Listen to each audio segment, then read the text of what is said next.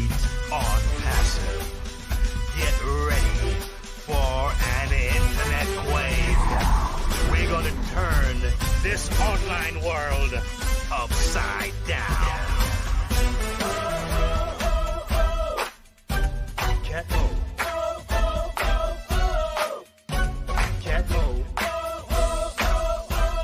Say it, Catmo.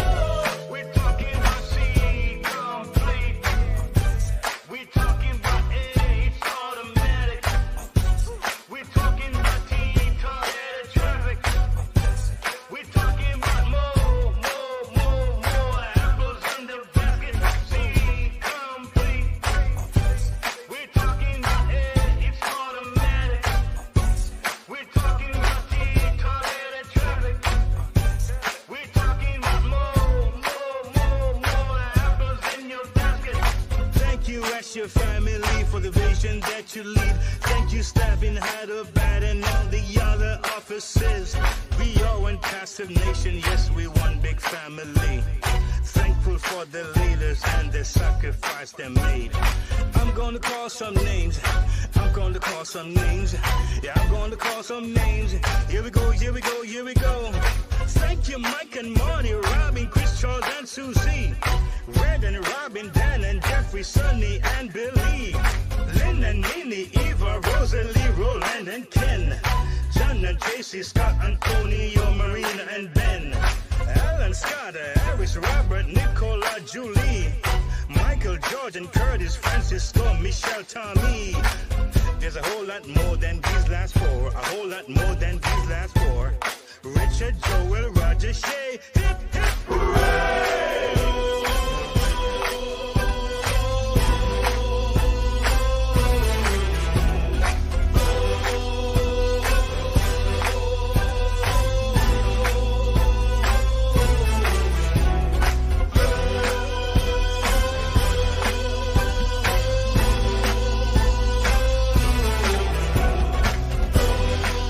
All over the world, we're coming strong, y'all.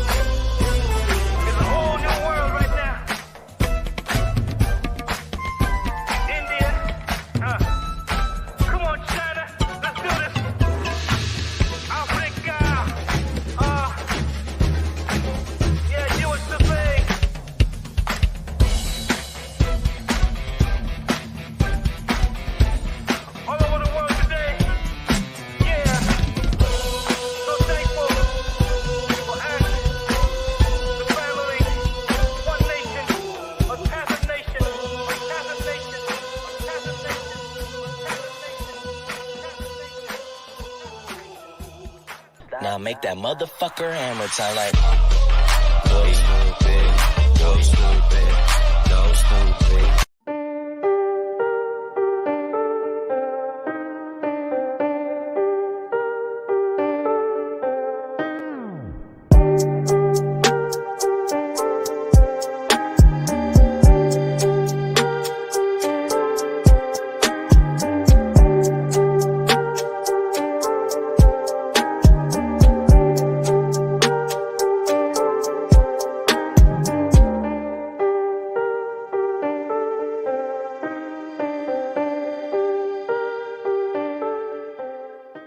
If you're rude, if you've been doubting or spying, or we know who you are. Me? You mean me? Please, I don't have any time for any gossip now. Hello, everyone, and how are you all doing today? I hope that you're all doing very, very well, that you're all having a fantastic Monday. And Mondays on my channel, like how on Thursdays on my channel, we cover usually a deep dive of a cult. Right now, we're doing 5D full disclosure. And when I'm done going through a bunch of that, we're going to be going back to Eckankar. And Mondays on my channel has been MLM Monday since I began my channel in 2019. And right now, there is one MLM that I am allegedly obsessed with. That's right, and that is Onpassive. For those that are unaware, Onpassive is supposed to be an artificial learning and machine learning company, and it was one of those companies that they expected other businesses, particularly most likely MLMs, to use in order to quote unquote help them run their business. So get traffic to their pages, help them do websites, and they have come out with a whole 4 products in 5 years. The company is run by a man named Ashraf Mufara, who we often call Ass here on my channel. And he began this company in June of 2018.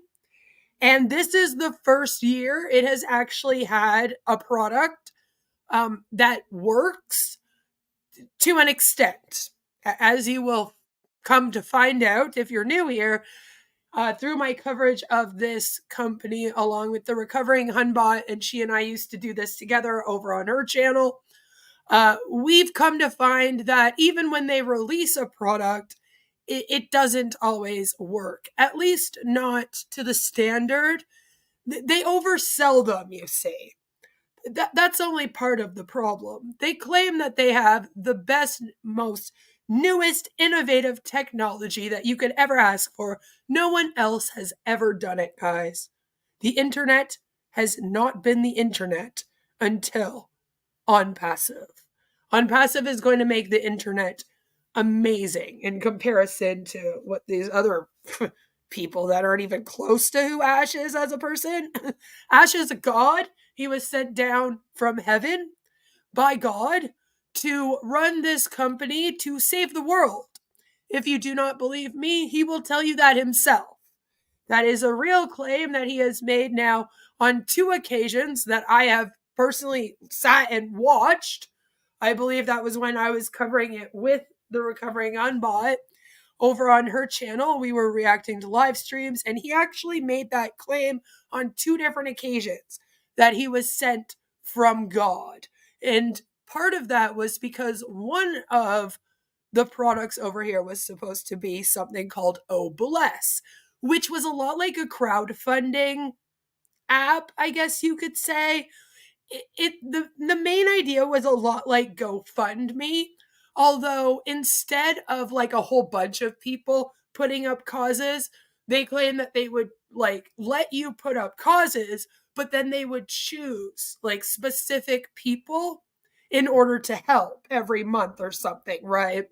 So they said that they would help the homeless with this. So when they were promoting that very heavily several months ago, probably about a year ago now, actually, they used to talk a lot about how they would change the world. But as of right now, The only thing that they really have going for them as a product, the one that they promote, the one that they say is going to change the internet as we know it, is a product called OConnect, which is basically Zoom, except you pay $250 every 3 months and it never works. Yeah, that's the lore here, is that nothing ever truly works, especially like I said, up to the standard, because they pump this up like it's going to be the next Zoom. And then you're lucky if you can actually do a webinar on it. And we're going to get into all that. You see, a week ago, I had Mark here send me a video. Mark sent me a video in my email and he said, I did a review of Onpassive and I would like you and or the recovering Hunbot to review it, which, by the way, there's no such thing as overlap over here. We've covered the same things on numerous occasions. So if Alonda has covered this, I haven't been on her channel in a few days. I've been crazy busy within real life stuff. But if she has already covered this, I apologize. But I bring something different to the table. And if she covers this after me, like her insights and what she brings to the table is completely different. A lot more intelligent too, I might add. I always joke that she was the brains, I was the comedic relief. And that's how we make a good team. But Alonda, my thing is cults, okay? I study group behavior, mob mentality, cults, and my main gig is cults. Alonda, though, she comes at things with a completely different background. And her thing that she's really great for is she helps write like education plans and that kind of thing. And she looks over training manuals and she will correct them and that kind of thing. So when she's looking at Onpassive, she gets to use that education and her job experience and come at it from that way, which I really enjoy because I have no clue about any of that stuff. And she every so often will write me to ask me for my cult expertise, which is how I began to cover this. Because she had me on her channel because she said, Queen, I think this is actually a cult and not so much of an MLM as it is like a really crazy like commercial cult and cult of personality. Can you just take a look at it with me and then tell me what you think? And I was like, oh, fuck yeah, this is a cult. It took me one stream to be like, this is a creepy cult and a creepy scammy cult that is pretending to be an MLM, because I don't believe, it's my personal opinion, that the products don't even matter here. To Ash, it's not about the products. I think he just really likes to make a lot of money and he really likes people to worship him as if he's a god, because he does actually expect this. And he asks nothing less of those in his company. So I'm going to be covering the video that Mark sent me. And he comes at this from the perspective of somebody that has an IT background, a background in technology, if you will. So that's something that I only have a teeny tiny bit of experience in. And I often have to ask people like Caffeinated Angel, who's a mod on mine and Londa's channel, because she has that background. And so I'll oftentimes ask her about that, and Christianity, by the way. She's like my Christian that I go to. Because I don't know everything. I am not a genius. I learn as I go, oftentimes. And I have people like the Devil's Advocate here who also knows how to look into things that I don't know how to look into. And he'll do that, and then he'll post them in my Discord with Salami Nugget, and we have a fun time. So I'm going to be reacting to that video. But before I do that, there's something going on with Onpassive right now that's really got everyone on fire. Okay, everyone's a little bit upsetty spaghetti about this, and I am too. So I think we need to just talk about that first for a second. And as soon as I get into it, after I say hello to everyone, then you'll know exactly why we got to talk about this. So Joe, very glad to see you. As Joe says, please remember that the YouTube auto mods are in effect. I have people constantly reporting my channel 24/7. I have people on Twitter that are constantly adding Team YouTube about me, trying to take my channel down. We always have the Google mods over here. They like me a lot. They always want to hang out. So they're over here doing their things. Of course, Mark is here. Good to see you. I'm glad you can come and watch this. Devil's Advocate says, I can't wait until the Onpassive musical drops on Broadway. The sad thing about that is that the tickets would actually probably sell out, and then I would be very, very fucking upset about that. Yes, the O song, O Catmo song, is one of the first ones I believe I was introduced to. It's an older song. It's at least a couple years old. And on Joe's channel, I believe you can go and watch me singing and dancing to it in a clip. This is what we are going to be talking about. Perfect segue. Can we just acknowledge that OP's new payment system is straight up money laundering in plain sight? Very glad that you said that. You see, that's what we're going to be getting into. April, I'm so glad that you can make it. I hope that you are feeling better and that there is no water in your house right now. Hello, Next Level. Good to see you. I hope you're having a great day. There's probably going to be an oat church. Do you know, I'm surprised actually that hasn't been brought up, because religion is brought up. As you know, all cults somehow do some form of faith manipulation. Commercial cults are no different. And this one, apart from Ash saying he's God, they do talk about religion quite often. A lot of the people in it are religious. And so that does come up a lot, right? There's a lot of thanking God. So I'm surprised that hasn't been, brought up, that there should be one, quite frankly. Who knows? Maybe in future there will. Hello, Insulin. Good to see you. You have a power outage. Oh, no. I hope that stops soon. A heat wave. Oh, God. Do you know what we have here? I would trade you the heat wave and the power outage right now for the snow that we have, although most of it seemed to have melted today, and then today is just one of those freezing cold days without snow, with a lot of wind. That is sometimes worse than when there is snow. Yes, in South Africa. Man, oh man. I would love to be in South Africa instead right now, just because of the freaking weather, man. I'm telling you, it's a cold day today. Their payments are going through Mexico. I'm glad that you guys know a little bit already, because then you can correct me if I say something wrong. They will use ChatGPT. Do you know what's funny is that they are actually kind of already using their own weird morphed version of that they forked from someone as their little chatbot thing. That's basically all it is. It's very strange. And half the time it doesn't make sense when it is working. So let's just get into this. This is what the website looks like right now. As I always do in my Onpassive streams, we shame the website. Yes, we do. We shame it. I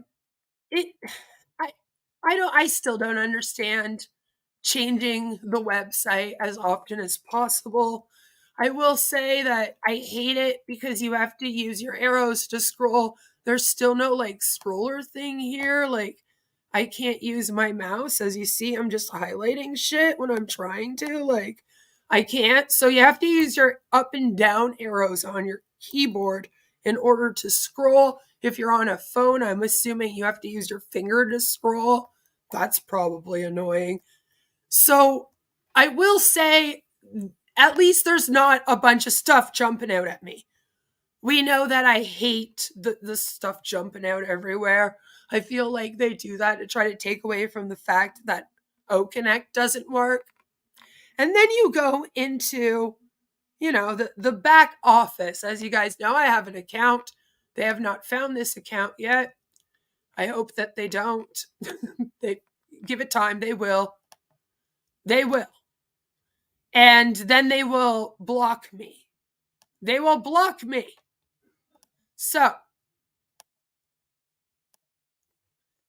when you go into your back office, you are met with this screen that says OES, which is the Onpassive ecosystem, which is what they call logging in, this area that we're in. Transactions now processed via trading stack DMCC. Okay, and this is as of today at 12 a.m. We wish to inform you that all your transactions while subscribing to products from OES will be processed using trading stack DMCC from your bank accounts. And I was like, oh, the crypto thing? Oh, okay. And then they go on to say, you may receive an approval message from FNCIA, which is financial, but without some of the letters, Tax Pack, Mexico, in Mexican peso, as it is getting processed through a Mexican merchant. I love Mexico. We went to Cancun, all right, to a resort for my honeymoon. But I just don't think this is a good idea, and this raises some red flags for me. This is the new gateway we are using. Gateway is an interesting choice of words, which we're going to get into. Anyway, as you can see, the back office has not really changed at all. They don't really update it back here as much as they update the website. This is the OChat thing I was talking about. This thing that it's supposed to be AI, but it just does this every time I try to use it. I don't know what's going on.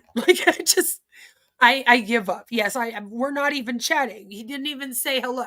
Do you see what I mean? We got problems. So, they don't change this as much, right? That site just went online November 16th, 2023. Yes, that site. It's because they change the sites every time.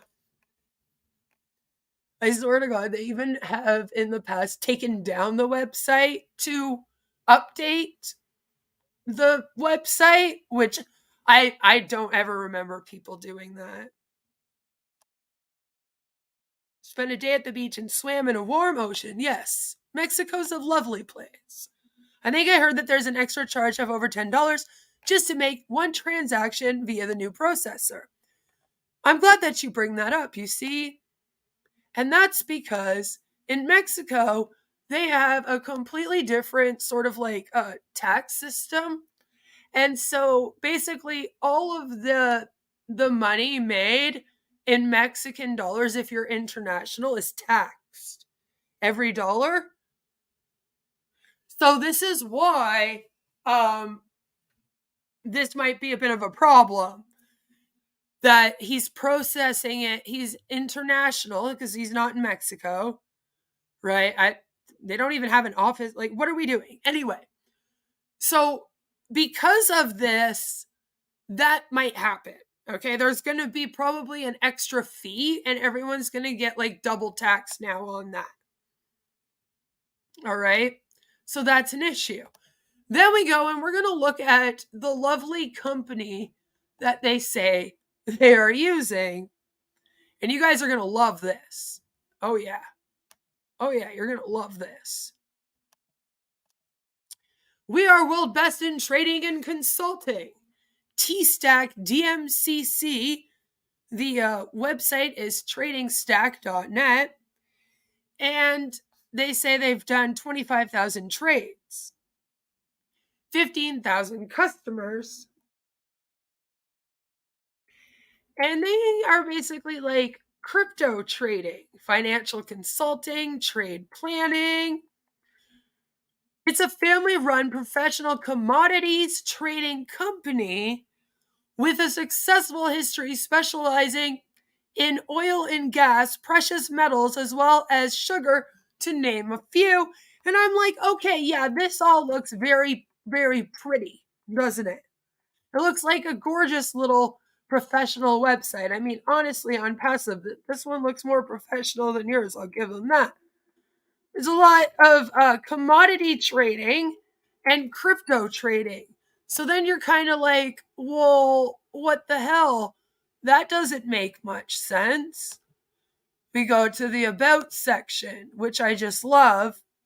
It says, over the past 20 years, we have built an extremely strong network of contacts consisting of buyers and sellers alike. Our buyers are generally blue chip companies, international governments, royal families, there's a lot of them, high net worth individuals, and hedge funds. We have direct relationships with our suppliers. We deal with refineries, governments, and owners of products to streamline our operation from start to finish. From start finish, sorry, there's no to there. As you can see, they also don't like grammar check, as time is of the essence in this industry. Trading stack have the ability to produce or sell any given commodity within minutes through our international trading desk, a wide array of contacts and experience.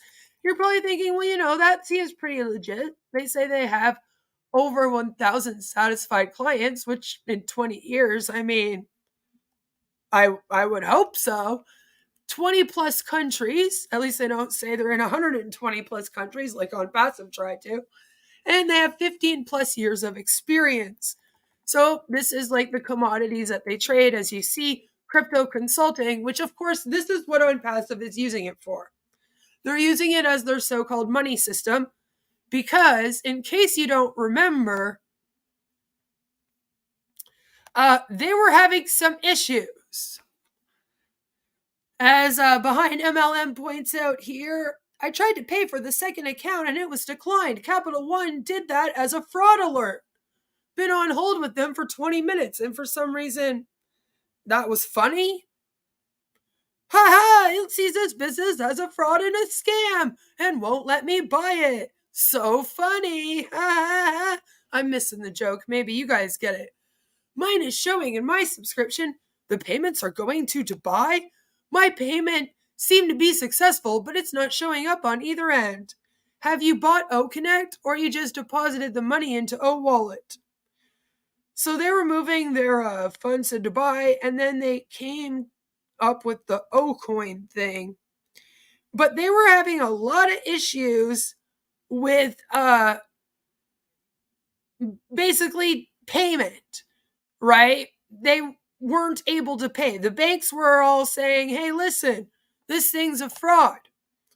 So now they have to use this company here in order to basically get around that, which is why I say using the word gateway is an interesting choice of words. Now, isn't it? You know what I mean? Yeah, it's a gateway because it sounds like you're illegally trying to get around the fact that you're being sued by the Securities and Exchange Commission for $108 million for securities fraud. You've been outed as a pyramid scheme. You have a lot of us speaking out about you now. And all the banks say that you're a scam, and you, Ash Mufara, sitting over there facing that lawsuit but not giving a fuck. You just need to continue to line your pockets, don't you? Any way that you possibly can. Even if you have to come up with a weird-ass gateway going through Mexico, but also going through Dubai. All the marks of a money laundering setup. It's so weird, isn't it? I wonder what Dr. Soha would have to say about all this, Takara says. I know. She'd say I got paid. Just like she'd be happy. She's like, I already got my money and then got the fuck out of here. Good luck to all of you, you know? Right? The Trading Stack website was registered November 16. Yes. Yes, we're going to get into that. Don't you worry. They're very much like Onpassive with the way that they do their websites. So if you look into the list of broker with DMCC regulations, you're going to notice something.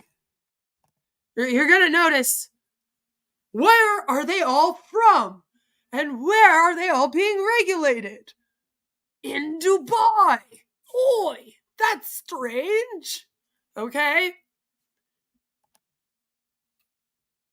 Right? So a lot of this is outside of Dubai.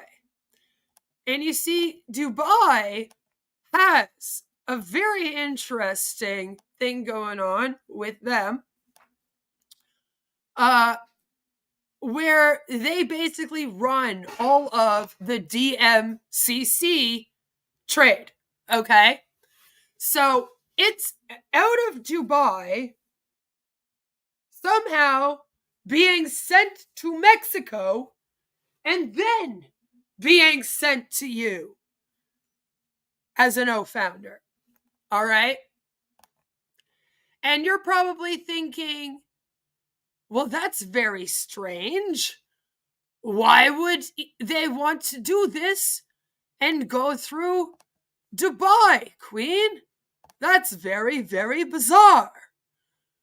Well, you see, the whole DMCC thing, not only that, just you wait.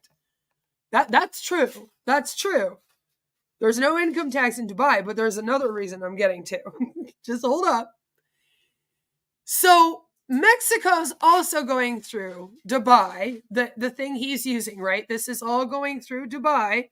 So then you're like, well, he has an office in Dubai. Why doesn't he just go through Dubai? Blah, blah, blah. Why is Mexico going through Dubai? Why is this weird Mexican company going through Dubai? Well, you see, not only is there no income tax, but you might see this little area right here. I'm going to highlight it.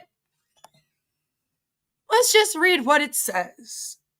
Made for trade, we have firmly established Dubai as a leading center for trading international commodities and the world's fastest growing free zone. We promote and facilitate trade across a range of goods from gold, diamonds, and precious metals to tea, food, and industrial materials. Okay, now this is how, this is what they're going through. As you can see, DMCC, okay, they're trading. All right, this is it. It's their crypto, if you will. Okay. Why would a company need an outside company to handle payments through a different payment processor and then bill you from a completely different company? Exactly. And it's because they are a scam, and the banks, credit unions, and even allegedly some of the other cryptocurrency companies are saying, we do not want this. Okay? We don't want Onpassive. You can't use us to pay for it, right? If all legit banks and payment processors banned you, you need to get a little creative. Exactly. How is Alonda? Alonda was not feeling very good the last time I spoke to her, but I think she's still trying to power through and get out as much Onpassive content as she can, because sometimes we feel like we're the only ones covering this, especially her. So this is the free zone. And you're like, okay, so what's a free zone?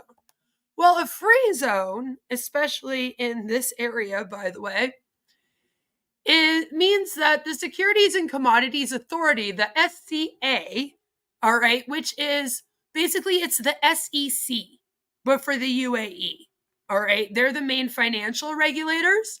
So the SEC, the Securities and Exchange Commission, is the main one that regulates trades and all of this kind of stuff in the States. As we spoke about in the last stream when I went over all of the laws with the SEC that Onpassive broke, right? That's what they do. You know what I'm saying?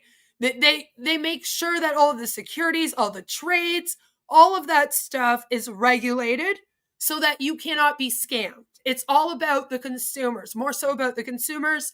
And it's to make sure that everything's in the up and up. Everything is transparent. Oftentimes they have to send in reports of like how much their investments are worth and all this stuff. And then it will be printed publicly. It's to make it so that they have some accountability and someone holding them accountable so that it's not just willy-nilly out here. Free zone. Okay? Like, my point is, you don't want to use a free zone. Okay? You don't want to use a free zone. There's a reason why they're using a free zone. This is one. They have been terminated. Technically, they're not supposed to be trading. Okay? The only way that this company can do their trading is here in this free zone because, all right, as you see, the next line says, according to the country's latest federal level virtual assets law, which fuck this law, okay? The SCA has authority throughout the Emirates, the whole UAE, except for the financial free zones. Okay? The Abu Dhabi Global Market, ADGM, and Dubai International Financial Center, DIFC, and others, which have their own financial regulators. The new free zone added more than 40 multidisciplinary free zones in the country that have attracted numerous crypto, blockchain, and Web3 firms, including the Dubai Multi-Commodity Center, DMCC, DIFC, and the ADGM. Okay. They're trying to stop what they can and try to make it so that they can oversee something out there. Unfortunately, in Dubai, the laws, as we know, which is why Ash wants to move this here and why he's been moving all his funds there and everything, right? And why we joke about how he's probably going to get everyone to send him money one last time and then take off there, is because the laws are so lax over here. All this place has is this regulatory agency, the SEC to them, right? This is it. So if they're not being regulated, right, by them, we're kind of fucked. The SCA here is who we need to regulate them. Unfortunately, like I said, they are the SEC, but in Dubai. They're Dubai's SEC. It's their Securities and Exchange Commission, their version of it. So they don't have to follow any laws, as outlined even by the SCA. Okay? That brings about a lot of other problems because, as you guys in my comment section, which is why I love doing this with you, by the way, have been pointing out, this new one that they're using, it looks all brand new, don't it?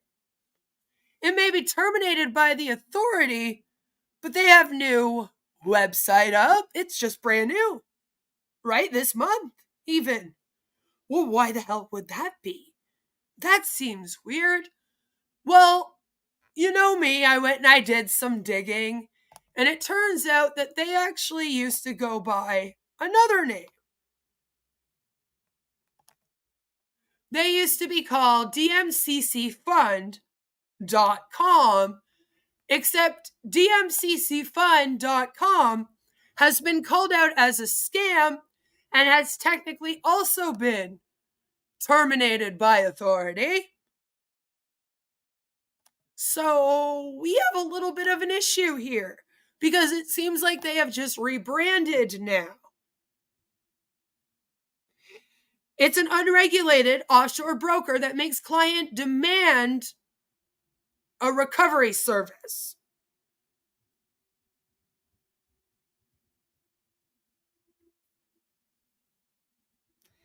They used to claim to offer some kind of crypto passive income as you did like the trading, if you will. Okay?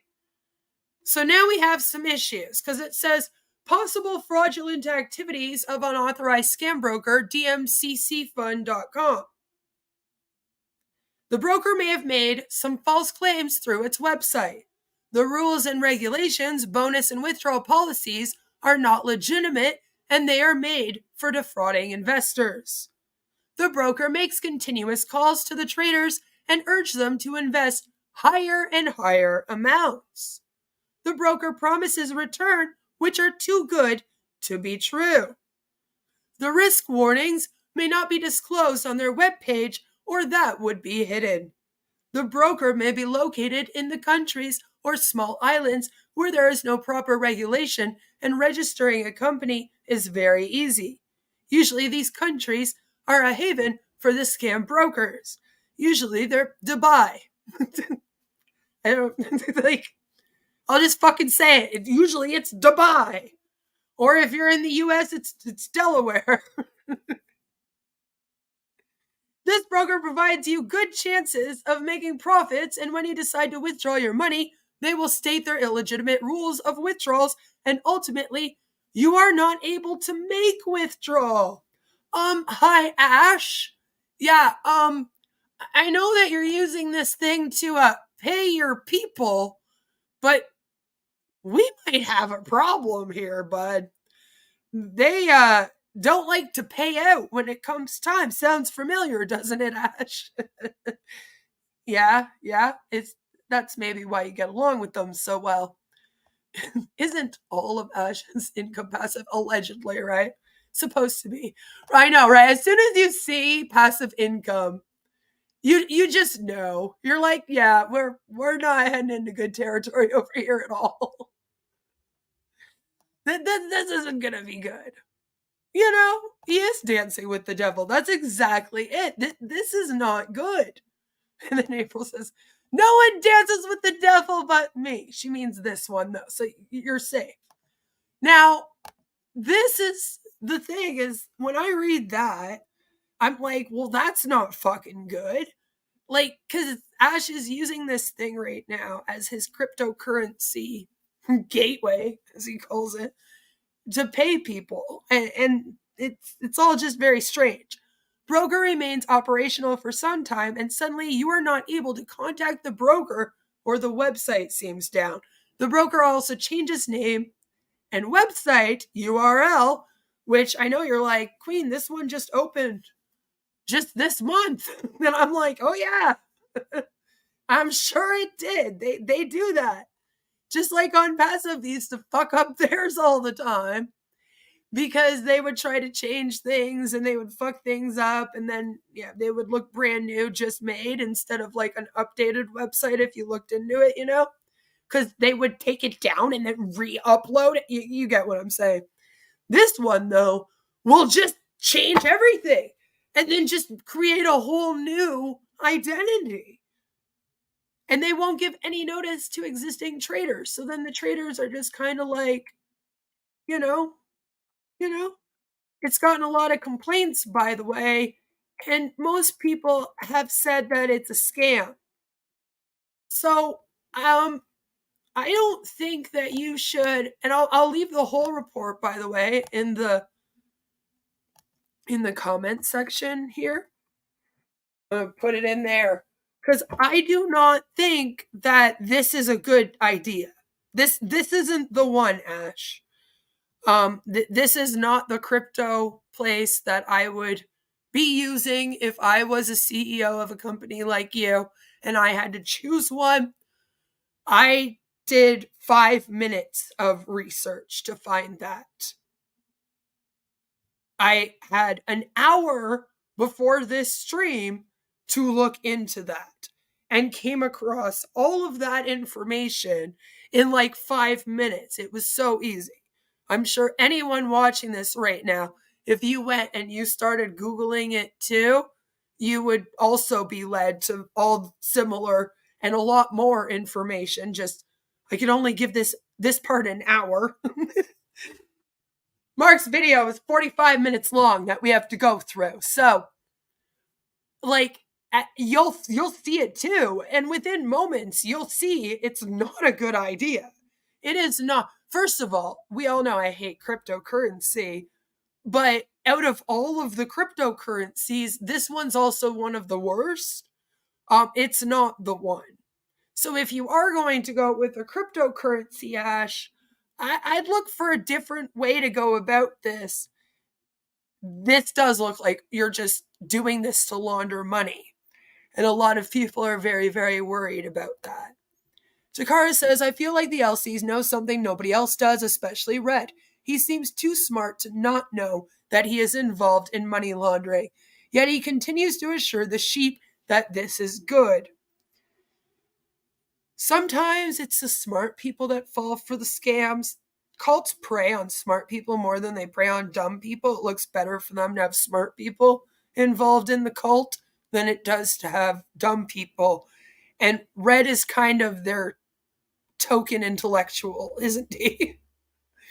And then he also has that lovely UK accent, which of course just adds to it, right? You can't sound dumb when you have that accent. I'm sorry. It just automatically adds class. Any accent like that to me, I don't know what it is. It just adds class. So, I feel like you're right, but I don't know if his love and admiration for Ash would get in the way of that intelligence, as that's what tends to happen here, right? So I agree with you. He seems like he would know more and he would ask more questions and he would be more aware of everything going on here.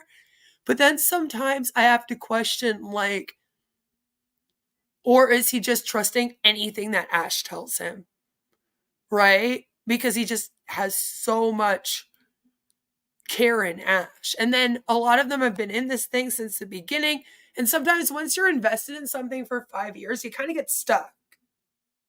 You're kind of like, oh shit, I don't, like, this is all I have now. So I hope it works out. You almost get stuck. Weird how if you do a traffic search on Trading Stack, Ashref's traffic checker shows 0 traffic.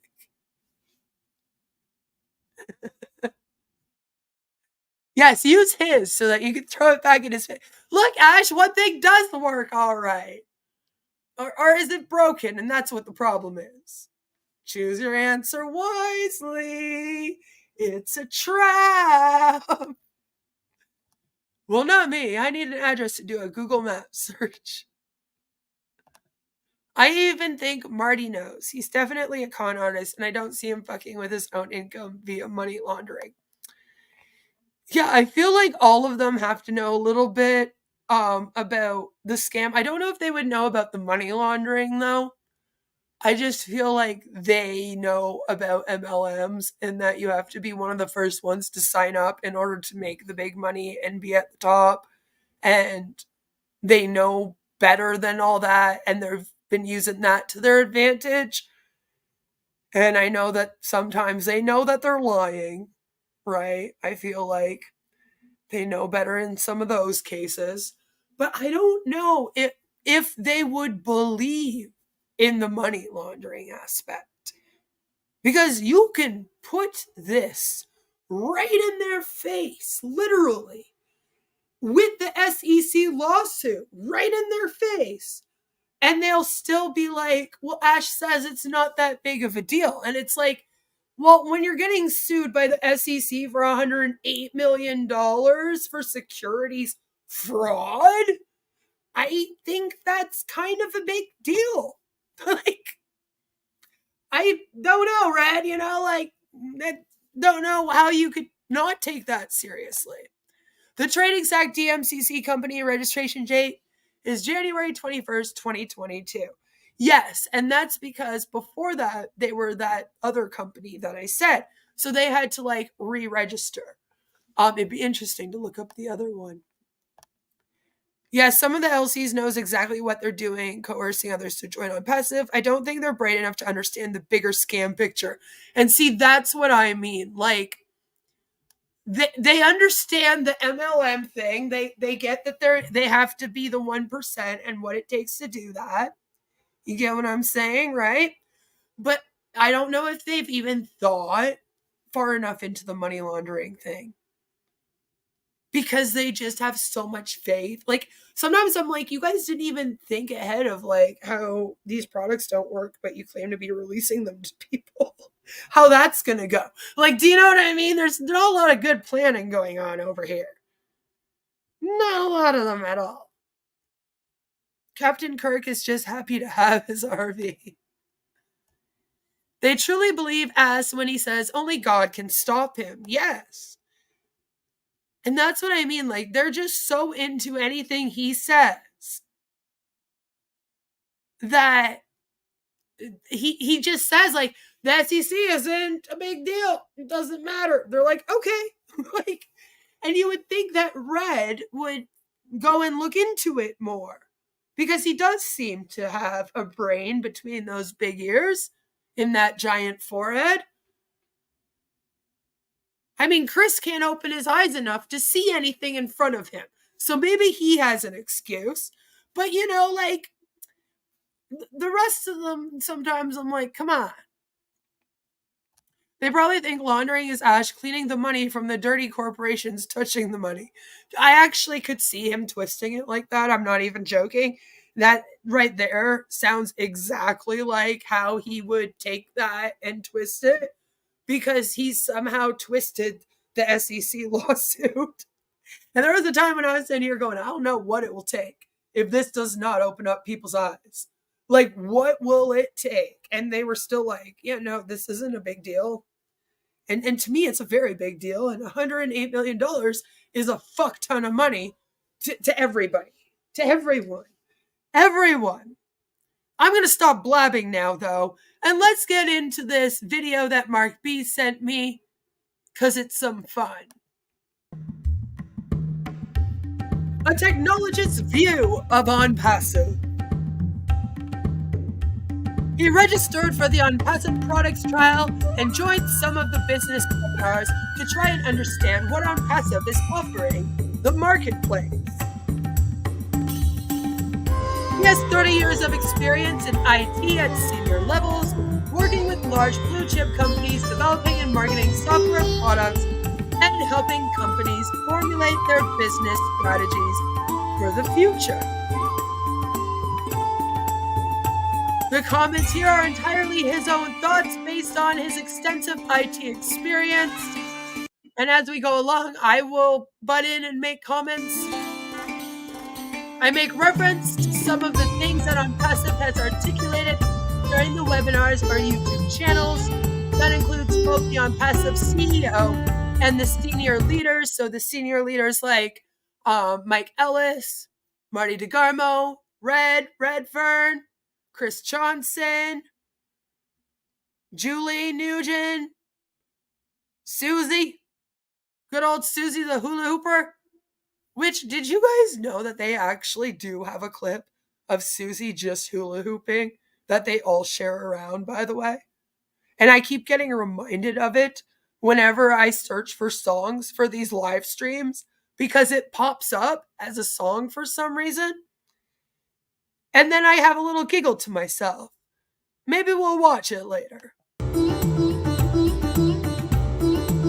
The video was mostly constructed in one take, although edited to keep things brief.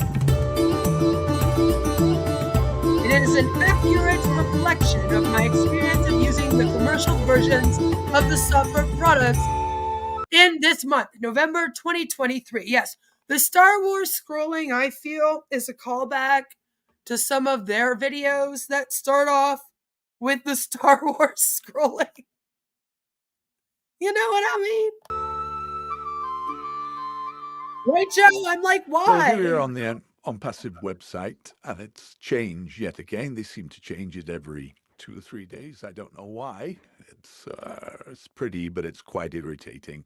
So we've gone on to the register button, and I'm going to register as, let's say, Donald Duck. So let's put Donald Duck in there, last name. I like it because Ash is a quack. Quack, quack, right? I like it. And we'll just create our email account. So we'll have Donald Duck. It's got a tick there. So enter your alternate email. Now, here's the thing. There's no verification with this whatsoever. You can put any email. You don't even have to create that email elsewhere. So put Donald Duck. We'll just put some sort of Gmail account in there. We'll create a password. While I'm doing this, one of the things that I think anybody can do is just create multiple accounts and use the free QoK trials forever, I guess, until they get this so verify thing working, if they ever do. But my point with all of this is you could create multiple accounts. I'm sure many people have. And I think it's like that so that you can. My question is, will all this be used as traffic for the founders' worthless accounts? Yes. Yes. I do think that that's why Ash has let that happen. Because he did tell them all to open up many accounts, and then he was hoping that they would buy the product in each one of those different accounts. Like, you're one person, but you have 10 accounts, and then you want OConnect. So he expected you to pay $250 US 10 times. And it was like, Ash, nobody's going to do that. Like, nobody in their right mind would do that. The only reason why you would do that ever, or have people do that, is to fuck with the numbers of this thing, to make it look like it has more downloads than it does, more traffic than it does, and etc. He's never come out and said that's why. I just can't think of any other reason why mistakes like this one that you're showing us would be happening, and why you would promote that they make like numerous accounts. Like, there's no reason to. Joe says, I can't log in most of mine anymore. Shouldn't have named one. Ash is a scam artist. Well, yeah, Joe, then you're asking to get banned. Captain Kirk going on his road trip to fetch all the cash from Mexico, right? Right? Yeah, Mark, if I were you, I would also upload this onto a channel. Honestly, because it would probably get a lot of traffic. Put some Onpassive tags in there. If you want, I can email you a whole bunch of them that the Onpassive people use, that we use in streams and videos about it too. But just put it up. Upload it yourself. Anyhow, we have registered. It said we failed to register, but it's somehow gone into it and it's working. So we'll enter the ecosystem. Right. I don't know. It said it failed, but allegedly it's just gonna let me through anyway. Like, why? You know, that's an issue. That alone should raise a red flag to anyone if you're worried about the security of this site. Something like that happening makes you wonder about how other things are not secure on this site. There is none. It was privately sent. He wouldn't normally bother, but he got fed up with all the rubbish that Onpassive came out with. As a lot of people do, Mark. As a lot of people do. And we'll just have a look around. Okay, so let's log in with our username. And we are in to the... Yeah, just like that. Let's have a look at the updates and let's do this. So Connect is live now. If you haven't yet, don't wait any longer. Encouraging people to activate the account. Be in it to win it. Good news. Pay with any card. But then there's a warning that the cards aren't working and they might not work, and then try again. Right? You're like, okay, like, what? What? Oh, do I pay or do I not pay? That is the question. In 30 minutes if it doesn't work. So, all very conflicting advice. Rush in and buy a license, but it might not work. But don't worry, you can always try again. So I'm just going to switch to a text-to-voice generator, just to keep things brief and more focused rather than me just talking over it. So my voice will change. Onpassive has been promoting its mobile apps that are now on the Apple and Android app stores. This makes sense as most people will want to use mobile devices, especially for emails and the other Onpassive products. So I've downloaded the Ecosystem Back-Office app from the Apple App Store. Notice it gets great reviews, but is it really as good as these reviews say it is? Right? Right. Also, we have some proof that they were told to go review it good.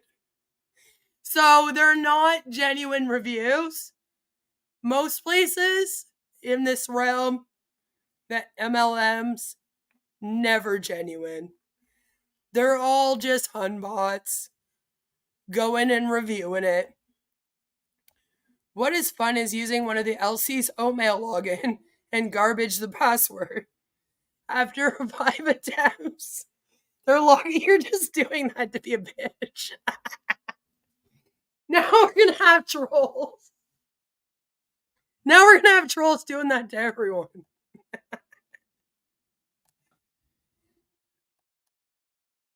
It looks okay at first glance. Perhaps too much information crammed into a small mobile area. There are numerous areas that you think you can press for further information, but pressing on them does nothing. Do you know what they are using for some of their illustrations? Canva. I've recognized them. I use Canva for my channel. I'm very open about that. I'm not an artist. I draw a bit. I have some art out. I do my merch. But a lot of the illustrations are from Canva. And they use it. I've recognized it.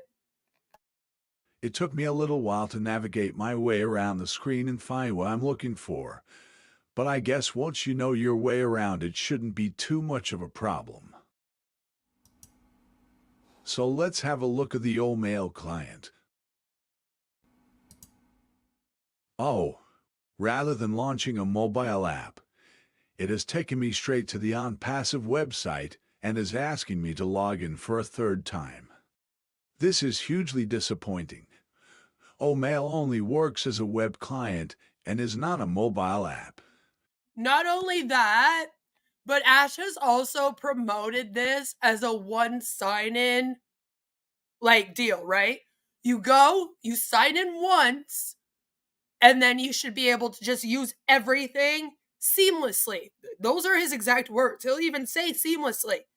All right? They've worked out all the wrinkles. They've ironed. So, not only is that a lie, and yeah, everyone says that they are all taken back here and they have to do it like this, just like you are in this video. But you oftentimes do have to sign in again. And then, sure, even if you do one sign in, every single time you use a product in this thing, it opens up a new tab on your browser. So if you're using all 4 of the so-called products they have now, because they have Omail, which is a really crappy email client. They have OTracker, which is supposed to track the URLs and the traffic and all that, right? They have OTrim, which is supposed to shorten the URLs, or as I call them, URLs. All right, we got AL for AI, we got URL for URLs. And then they have the OConnect, which is supposed to be their version of Zoom, and it's not. You'll see. But every time you go to use one, it opens up a new fucking tab. So then you'll have the web page open because you have to go to the website in order to log in or register, right? So unless you close that after you open up the OES, that will still be open. Then you got the OES tab. Then you have the OTrim tab. Then you have the OTracker tab. Then you have the OMail tab. Then you have the OConnect tab. If this thing has 50 fucking products, Ash will actually have you having 50 fucking tabs open if you want to use all of them at the same time. And that's annoying on its own. So that was already an annoyance. And then this. so then you go to use it off of the app, and then it takes you here to log in again. Then you're pissed, okay? So you've got 6 tabs open on your browser, and then they tell you to log in again. And you're like, what the fucking Jesus? This means that you will need some sort of internet connection if you want to check your emails, and it will be much more awkward to use on a mobile screen. I suppose OMail is free, but it certainly does not compete with other similar free products. On another note, Onpassive keeps promoting its use of artificial intelligence across all of its products. Having tried them, and especially OMail, I honestly cannot see what the big deal is. The use of emojis, the ability to attach graphics and video files to emails, and the use of speech-to-text is old technology. AI has come on in leaps and bounds in recent years. Onpassive is certainly not an AI company, nor does it make use of cutting-edge AI products. And you're not the first one to say that. I've had numerous people check out the site for me that also have background in this kind of thing, and they all say the same thing. They say, I can't find any like actual AI, what I would consider to be like AI on this website being used. Like everything seems to be old tech, right? But let's go back to the main Onpassive mobile app. As we can see, it is definitely not a true mobile application. It is essentially a very simple page that directs users to the main Onpassive website.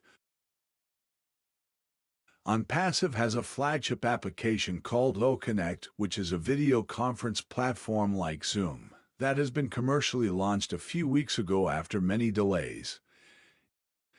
It will cost $125 per month, putting it firmly into corporate territory.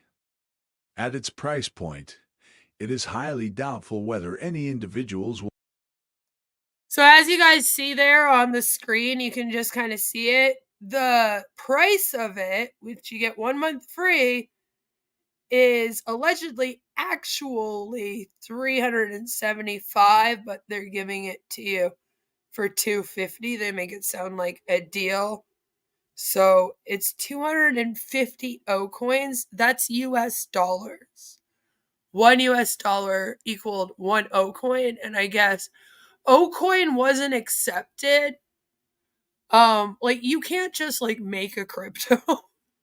You still have to like register it in a certain way, usually, unless you're in Dubai in the free zone, right? So like they basically were told like, no, this isn't a thing, and that's why they're now using this DMCC, which might end up still looking like OCoin on here.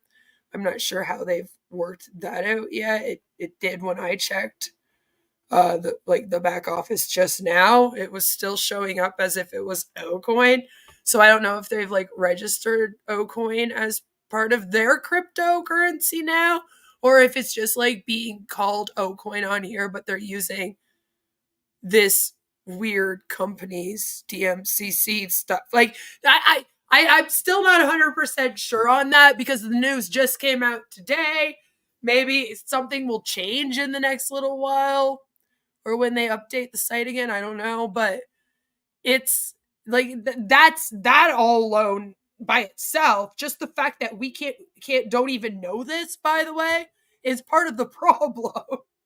This should be very clearly explained, and everybody that goes to this website should know this.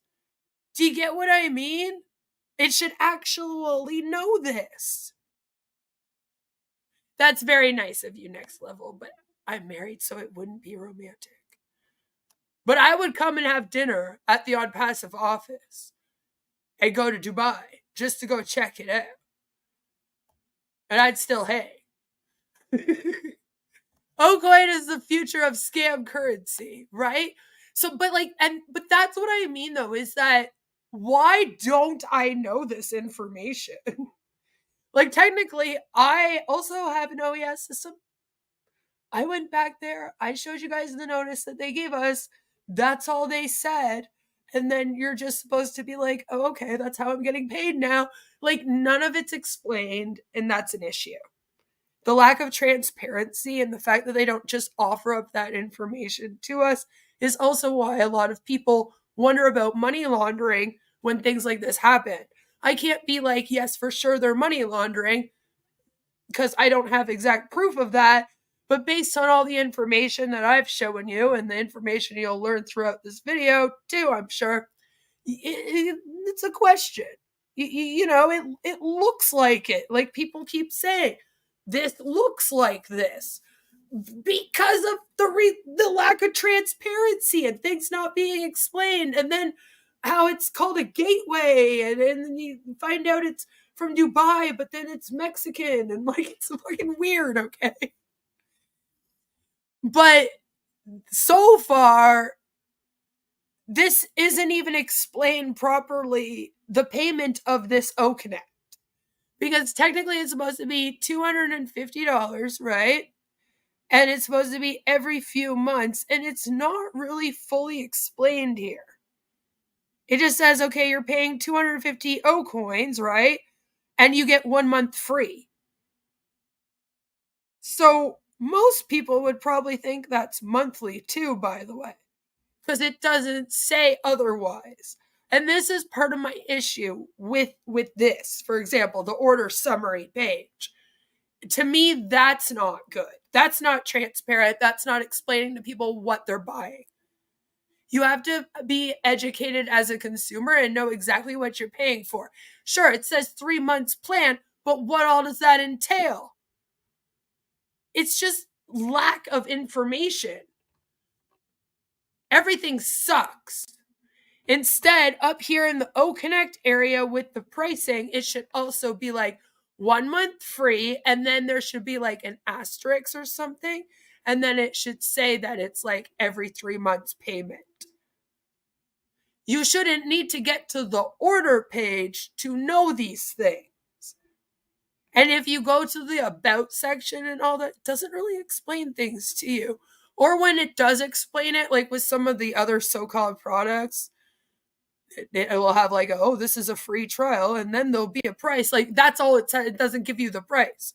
Because they keep saying that some of these other products are only in free trials. I believe Tracker, they said they wanted to charge for in future. And it's like, we don't know any of that. None of that information's ever released. I hate the way that everything looks. I hate the way it's put out. I don't think it's 100% transparent. And yeah, like 3 month plan, okay. It should say the next payment date is. Usually when you get a 3 month plan on your order form, it will be like, okay, so you're paying on November 27th. Right? So then your next payment plan would be the end of February, let's say. So then it will say payment on this date, next payment, right, will be due on this day. And this drives me insane. Just put all of the information on there, along with, you're getting O-Connect, and maybe just a little blurb about what the fuck it is. And again, just make sure it says on there, not just 3 month plan, blah, blah, blah. But it also has to explain that in the top part. The O-Connect, the top square thing that you see. I need it in there. It's better displayed. Look at any other company when they do a form like this, and they will outline it. They'll even have like little asterisks and things explained at the bottom.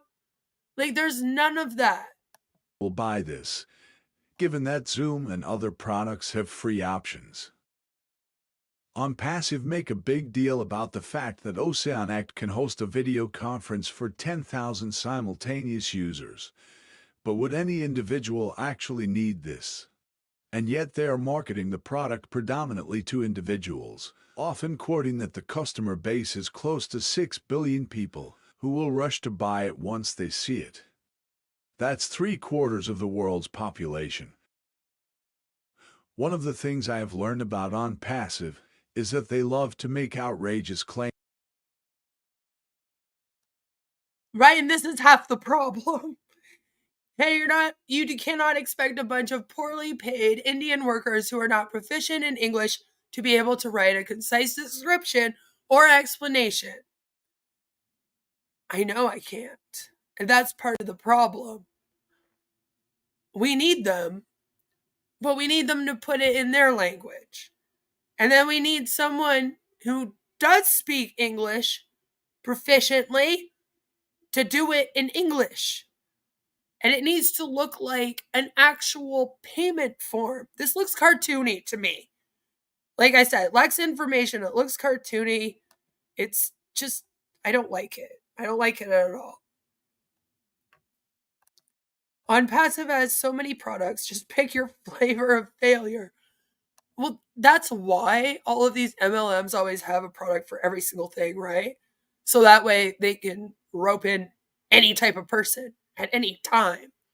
No matter what, they'll often be like, as a selling point, they'll be like, no matter what, we have so many products, you'll find one that you like. And it's like, yeah, that's not a good thing.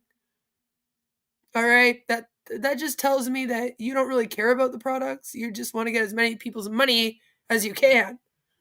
And that's basically what Onpassive is doing with technology, and it's 50 products. None of them work. We got 4 of them. And watch how great this one works. Without backing these up with any sort of evidence. Most of the people who promote Onpassive have few IT skills or genuine understanding of basic business or mathematics. In essence, they just make things up. That maybe sounds harsh, but I think you just need to take a look at some of the adverts that Onpassive puts out, or watch one of the hundreds of YouTube channels that promote Onpassive and you'll see what I mean. So what if I want to actually order QoK? Well, it seems I can't pay by card here on the mobile app. Onpassive have had enormous problems getting a pay processor to work. It seems that many of the world's financial institutions are very apprehensive of dealing with Onpassive as a company. It has been a few weeks since the commercial launch of QoK, and the payment system is still not working. Of course, in true Onpassive style, it is everyone else's fault but Onpassive's.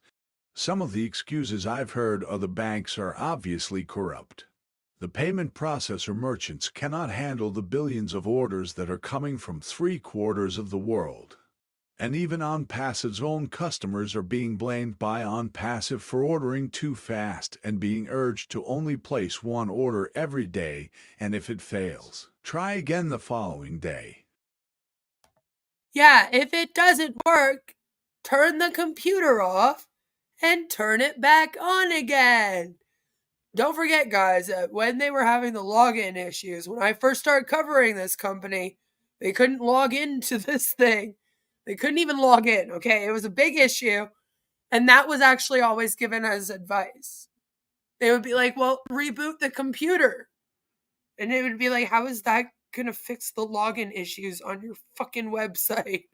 But okay. So maybe you just need to turn your computer off.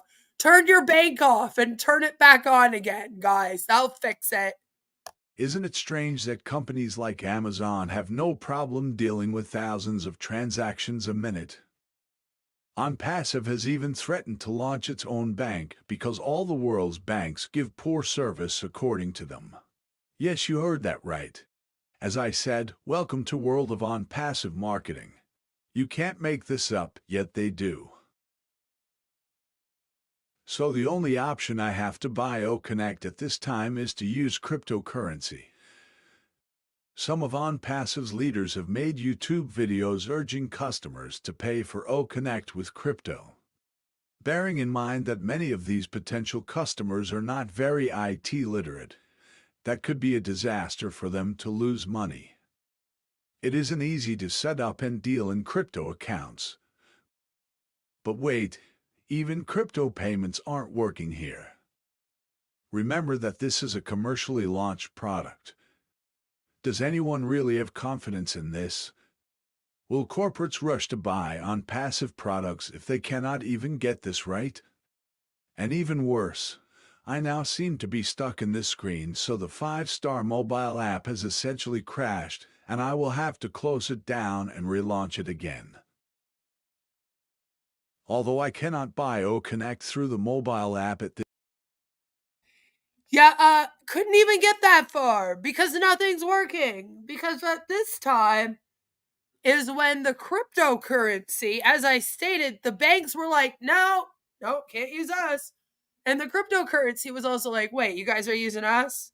Yeah, no, we're not cool with that either. So you just couldn't fucking buy the thing. You literally couldn't get it, which is why so many people were going, I can't pay. Like, what's going on with the payments? What's going on with it? Like, is it going to start working?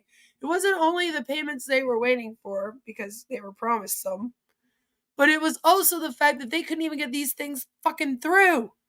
They couldn't even buy it. So Ash is going, go buy Connect, and they're like, I can't. Like, I keep trying to. Oh, we'll just wait a little while and try again. Okay. And remember, they're also promised money from all these first purchases of Connect. Right? You were supposed to start making money the second you bought this thing, as soon as you entered this company. On passive income. Right? So, they're already supposed to be getting paid.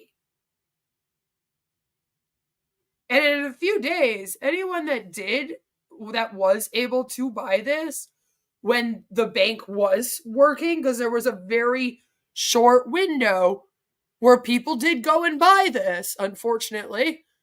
But a lot of people went and bought it. Usually the top guys, right? They went and got, they went and got it. There were a few people that ended up paying, and we're now coming up to that 3-month mark finishing for them. Yeah, that's how long it's been since you've been able to buy this. It's been like 3 months. Just things are not going well for Onpassive, despite what they want you to believe. So, like, I'm kind of like, are people going to have to, like, drop another payment? This was my point, too, in the last time that we talked about Onpassive in the last stream. Is I was kind of like, yo, time's ticking. We're getting to that point. Like, what's going to happen? And it seems like they just keep on saying, oh, well, you can just have the next month for free. And then you'll have another month for free. And then they're just going to be doing free months. And then nobody's going to make money again. Isn't that wonderful? Aren't you happy? She's so glad you bought your position. Founders are getting paid massive commissions they can't withdraw, even if they didn't complete payment. There's like all this weird ass shit happening, okay? And listen, it's really hard for these processing companies to process all the money that Onpassive has been making. So it's not that they're a scam and they're red flagged because they're being sued by the SEC. No. That's not the problem with the money here. It's that the processors don't want to do it for them because they're making so much money. And they're like, oh my God, we just can't keep up with you. You know? That's what's actually happening. Yup. this moment. I will try and register for a trial account. That seems to work okay. The app redirects me to the App Store to download the mobile version of Connect. I need to log into Connect, and it is the 4th time I am logging into the Onpassive system in one It's the session. 4th time. I'll type This in my guy's so credentials, but smooth. want to check that my password is correct. My screen suddenly freezes and is completely unresponsive. After a while of clicking around, I select the Terms of Use link, and this is what happens. I am now stuck on this page, so need to close down the Connect mobile app and start again. Oh, yay! That's so fun.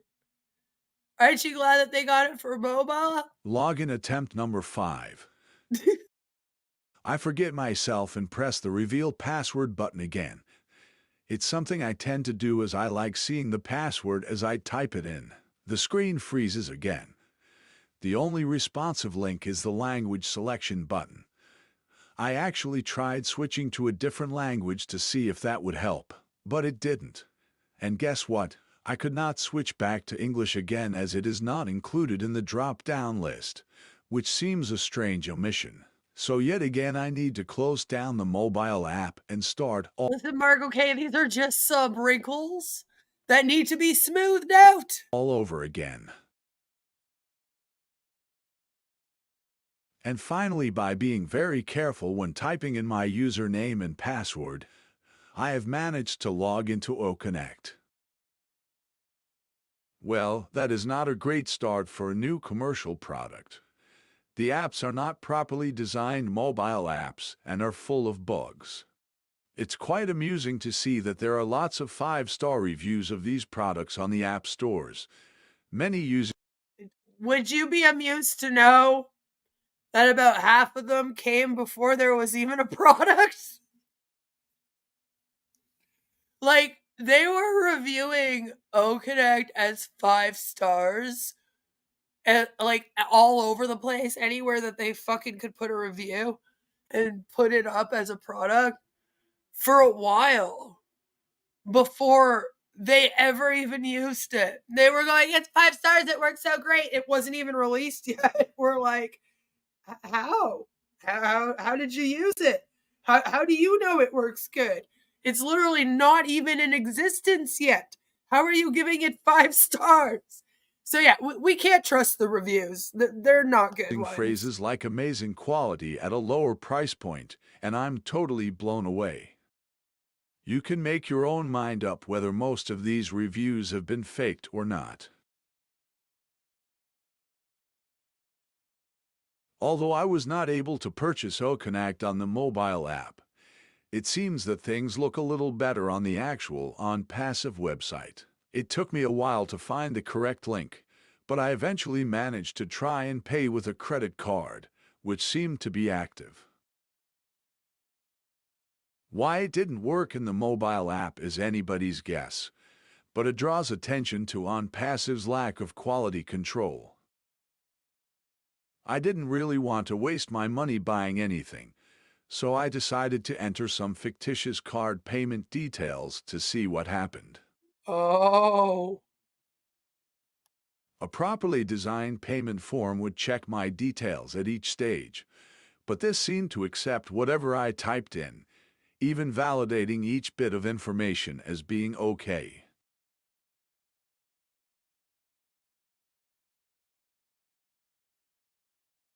I was not able to submit this form, as the payment button was inactive, and at first I thought that was because of the false information I had typed in. I did try this a second time with my real card details, which I'm not going to show here, but I still could not make the payment, so I presume card payments were not working on the website either. I started to use some of the Onpassive applications directly from the back-office ecosystem to see what they are like. There are some strange things going on here. Yeah, there are some strange things going on here. I concur. Terms of usability. Firstly, Connect cannot be launched from the website. Clicking the Connect button does nothing. Secondly, clicking on any of the other applications, like Trim or Onet, launches a new browser tab each time. This results in multiple browser tabs being opened simultaneously, and it's easy to get lost in the whole ecosystem. This is such a fundamental and relatively simple part of web design, and Onpassive has messed up here. Quite frankly, the ecosystem has not been tested properly, and it has been rushed out to market too quickly. I can't imagine any serious business or company considering this in its current state. The funny thing is that it was rushed out to market too quickly, but they had 5 years to work on it. Like, there's no excuse for this. And it's like, well, why did you wait? Talk about procrastinating, you know? Like they waited and didn't do anything. Like, I'm like, Ash, what were you doing for the first 4 years of this company?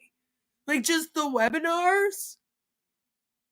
Like, literally, that's all they had to have been doing, because it's very obvious to a lot of people that this was like rushed out last minute. And so then, yeah, like 5 years to release this, you know? It's like, Jesus Christ. Why didn't you work on it the whole time? They didn't even have like tech team until what, like a year and a half ago? They got it after we started covering them. So it was like before that, they were definitely not working on anything to do with technology.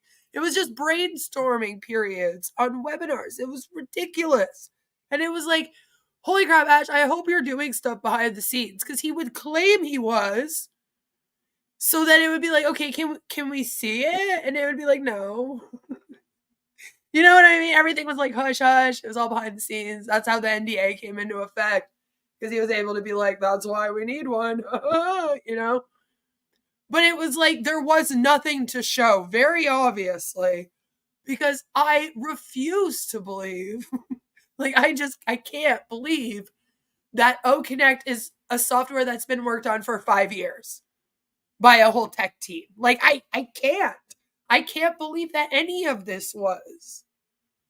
And I don't even have the experience that Mark does, or that even some of my chat does. But like, that's part of the problem, is that even if you don't have the experience, you can tell, because it looks very like, you know, you're like, well, this is like, even just look at the fucking back office, for fuck's sakes. Like, it's a shit show. It's just ridiculous. We need a crossover where CC is an O founder. He would just be mad at Ash, blame him for creating all the NPCs. So it seems that to use OConnect, I need to run it from the OConnect mobile app. But the mobile app also has links to the other Onpassive products. Choosing these simply put me back into the web ecosystem and launched yet another browser tab. In less than an hour of investigating the Onpassive product set, I had to single sign in 7 times and ended up with 13 open browser tabs. Right? See, that's the problem. I'm like, listen, I know you said single sign in, but that's a lie. And we can't have this many tabs open. Okay? I don't even have OCD, but that drives me insane. I'm like, imagine. Jesus. You just unnecessary. Onpassive say that the single sign-in feature is a unique benefit of using their products, but I found it very poorly implemented. And in any case, single sign-in might have been important many years ago, predominantly for call center agents and personnel accessing multiple information sources in their daily jobs.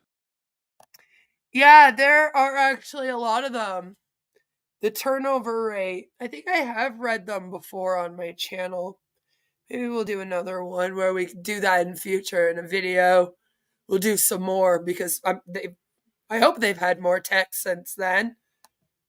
But they Yeah, there's a funny ass thing about the turnover rate over there, which is why you never recognize anyone when they show you the tech team.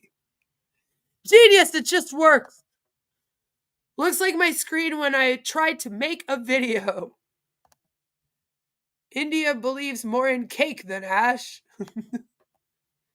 They like the cake that they get at all the celebrations. They always have cake.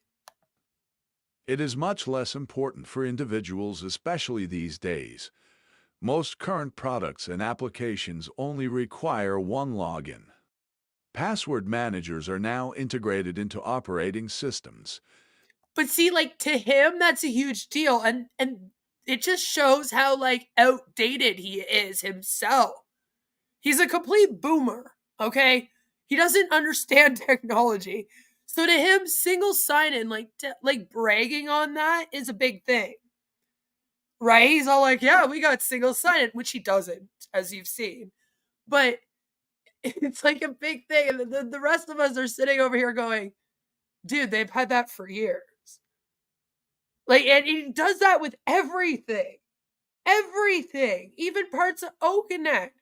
Or the O-mail. When he was like, oh, you can record a video and send it.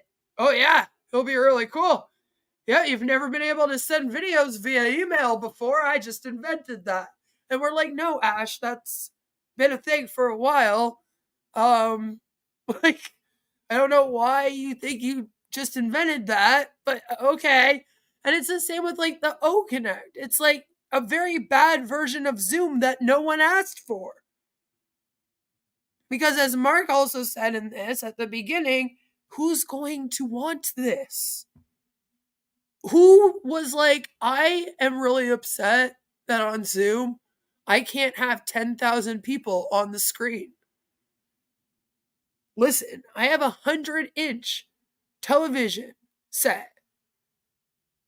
And I really want to see every single person's face when I have 10,000 people in a video conferencing call. Like, nobody asked for this. Nobody was like, I need this for my business.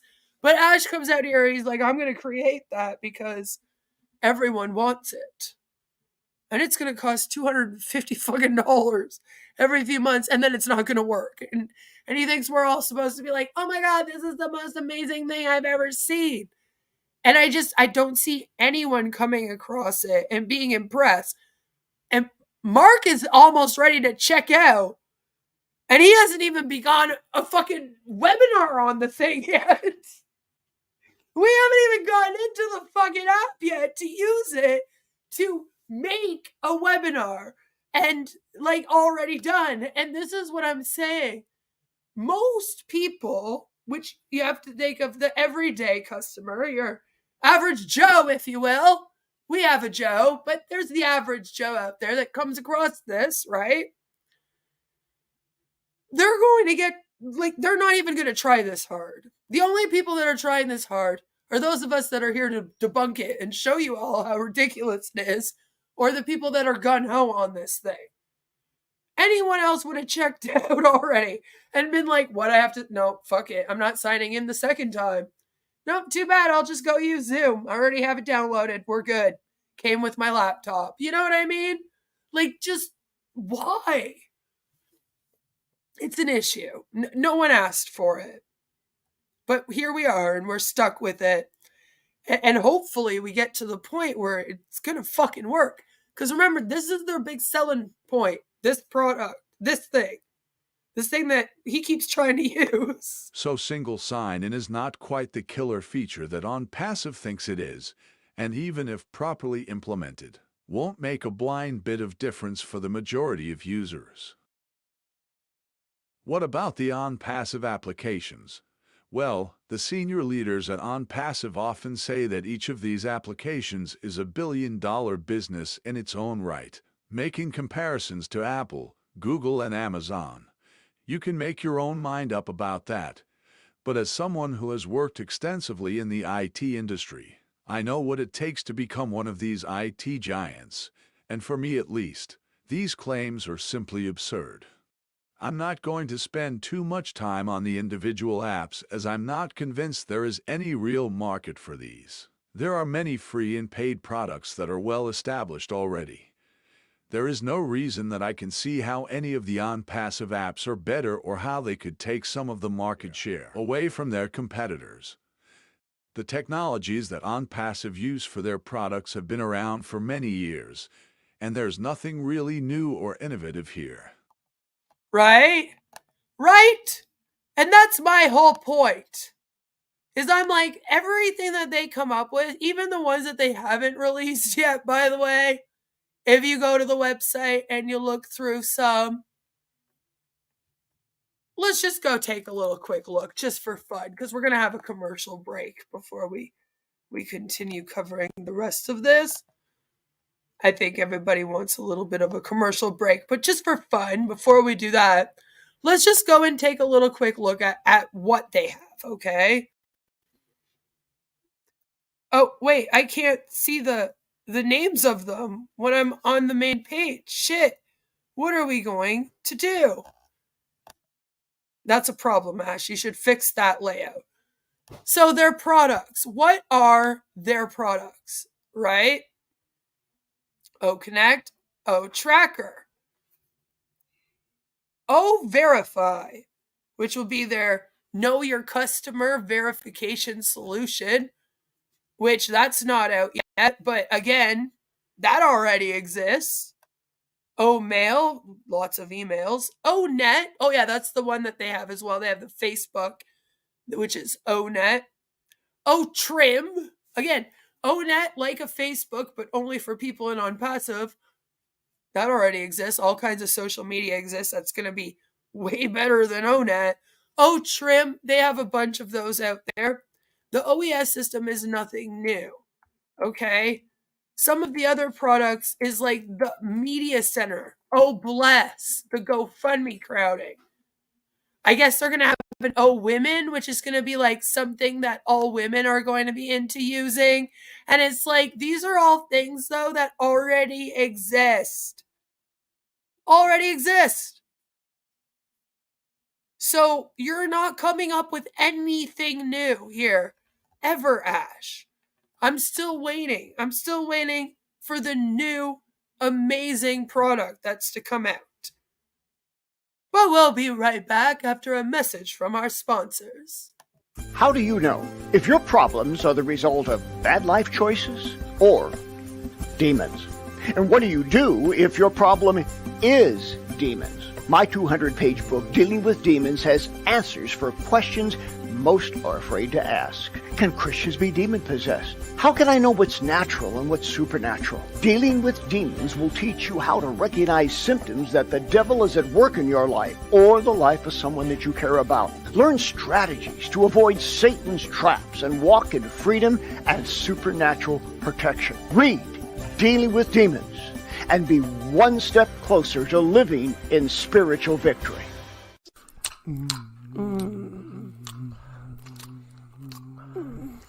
Wait, do you have a condom? You don't have one somewhere?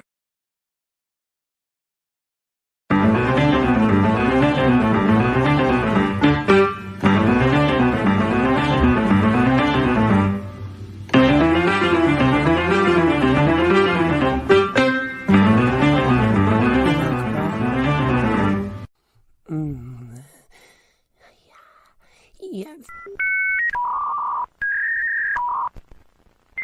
Oi, excuse me there, sir. Do you have these directions? Sure, you just go down that way and make a turn. Don't let her know that your dinger's almost a no-go. Get Tiny Dinger condoms to you discreetly. It's very important to choose the right size, so make sure that you get your tiny size. Don't be caught without a condom. No, no, no. Get Tiny Dinger condoms, a YouTube streamer's favorite brand. Located at your local CVS, pharmacy, Rexall, Shopper, Drug Smart, Walmart, and in your favorite streamer's nightstand. Are you someone who worships our Lord and Savior, Jesus Christ? Do you believe women owe you what the Virgin Mary refused to give up? Is your life meaningless unless you can experience the touch of a woman, but not just any woman, a true Stacy? Are you tired of gym maxing? Well, we have the perfect solution for you, Giga Chad. Brought to you by the same people who brought you Tiny Digger condoms, trademarked a YouTube streamer's favorite brand. We now offer sexual endorphin spray to help attract the perfect Stacy. With just a few squirts. No, don't squirt that! Sorry. Today's content is brought to you by Sexual Endorphin Spray, trademarked. Just spray yourself with this fabulous fragrance, and the women won't be able to keep themselves off you. I use a sexual endorphin spray to attract this dumb hoe. She hasn't left my kitchen or my bedroom since, know what I'm saying? Shit smells amazeballs. The fragrance is cool too. It smelled so good, even Grandma loved it. And me. A little too much, actually. You can even use it at church, guys. The nuns wouldn't stop grabbing at me. Neither did the pastor's wife. Women will love the scent, guaranteed. He smells so good. I just want to rip off all of his clothes and then just take my tongue and then... Okay then, amen. Grab a bottle for yourself today, along with a box of Tiny Dinger condoms, trademarked a YouTube streamer's favorite brand, and you'll be posting shorts on YouTube called From Incel to Giga Chad in no time. Sexual Endorphin Spray, trademarked. Be a Giga Chad right away and spray to get your dream Stacy today. Located at Shoppers Drug Mart, Rexall, Hartman's, RX Pharmacy, Home Depot, Chad's R Us, the grocery store, all the damn pharmacies, and in your favorite YouTube streamer's pocket. Now, back to our regular programming.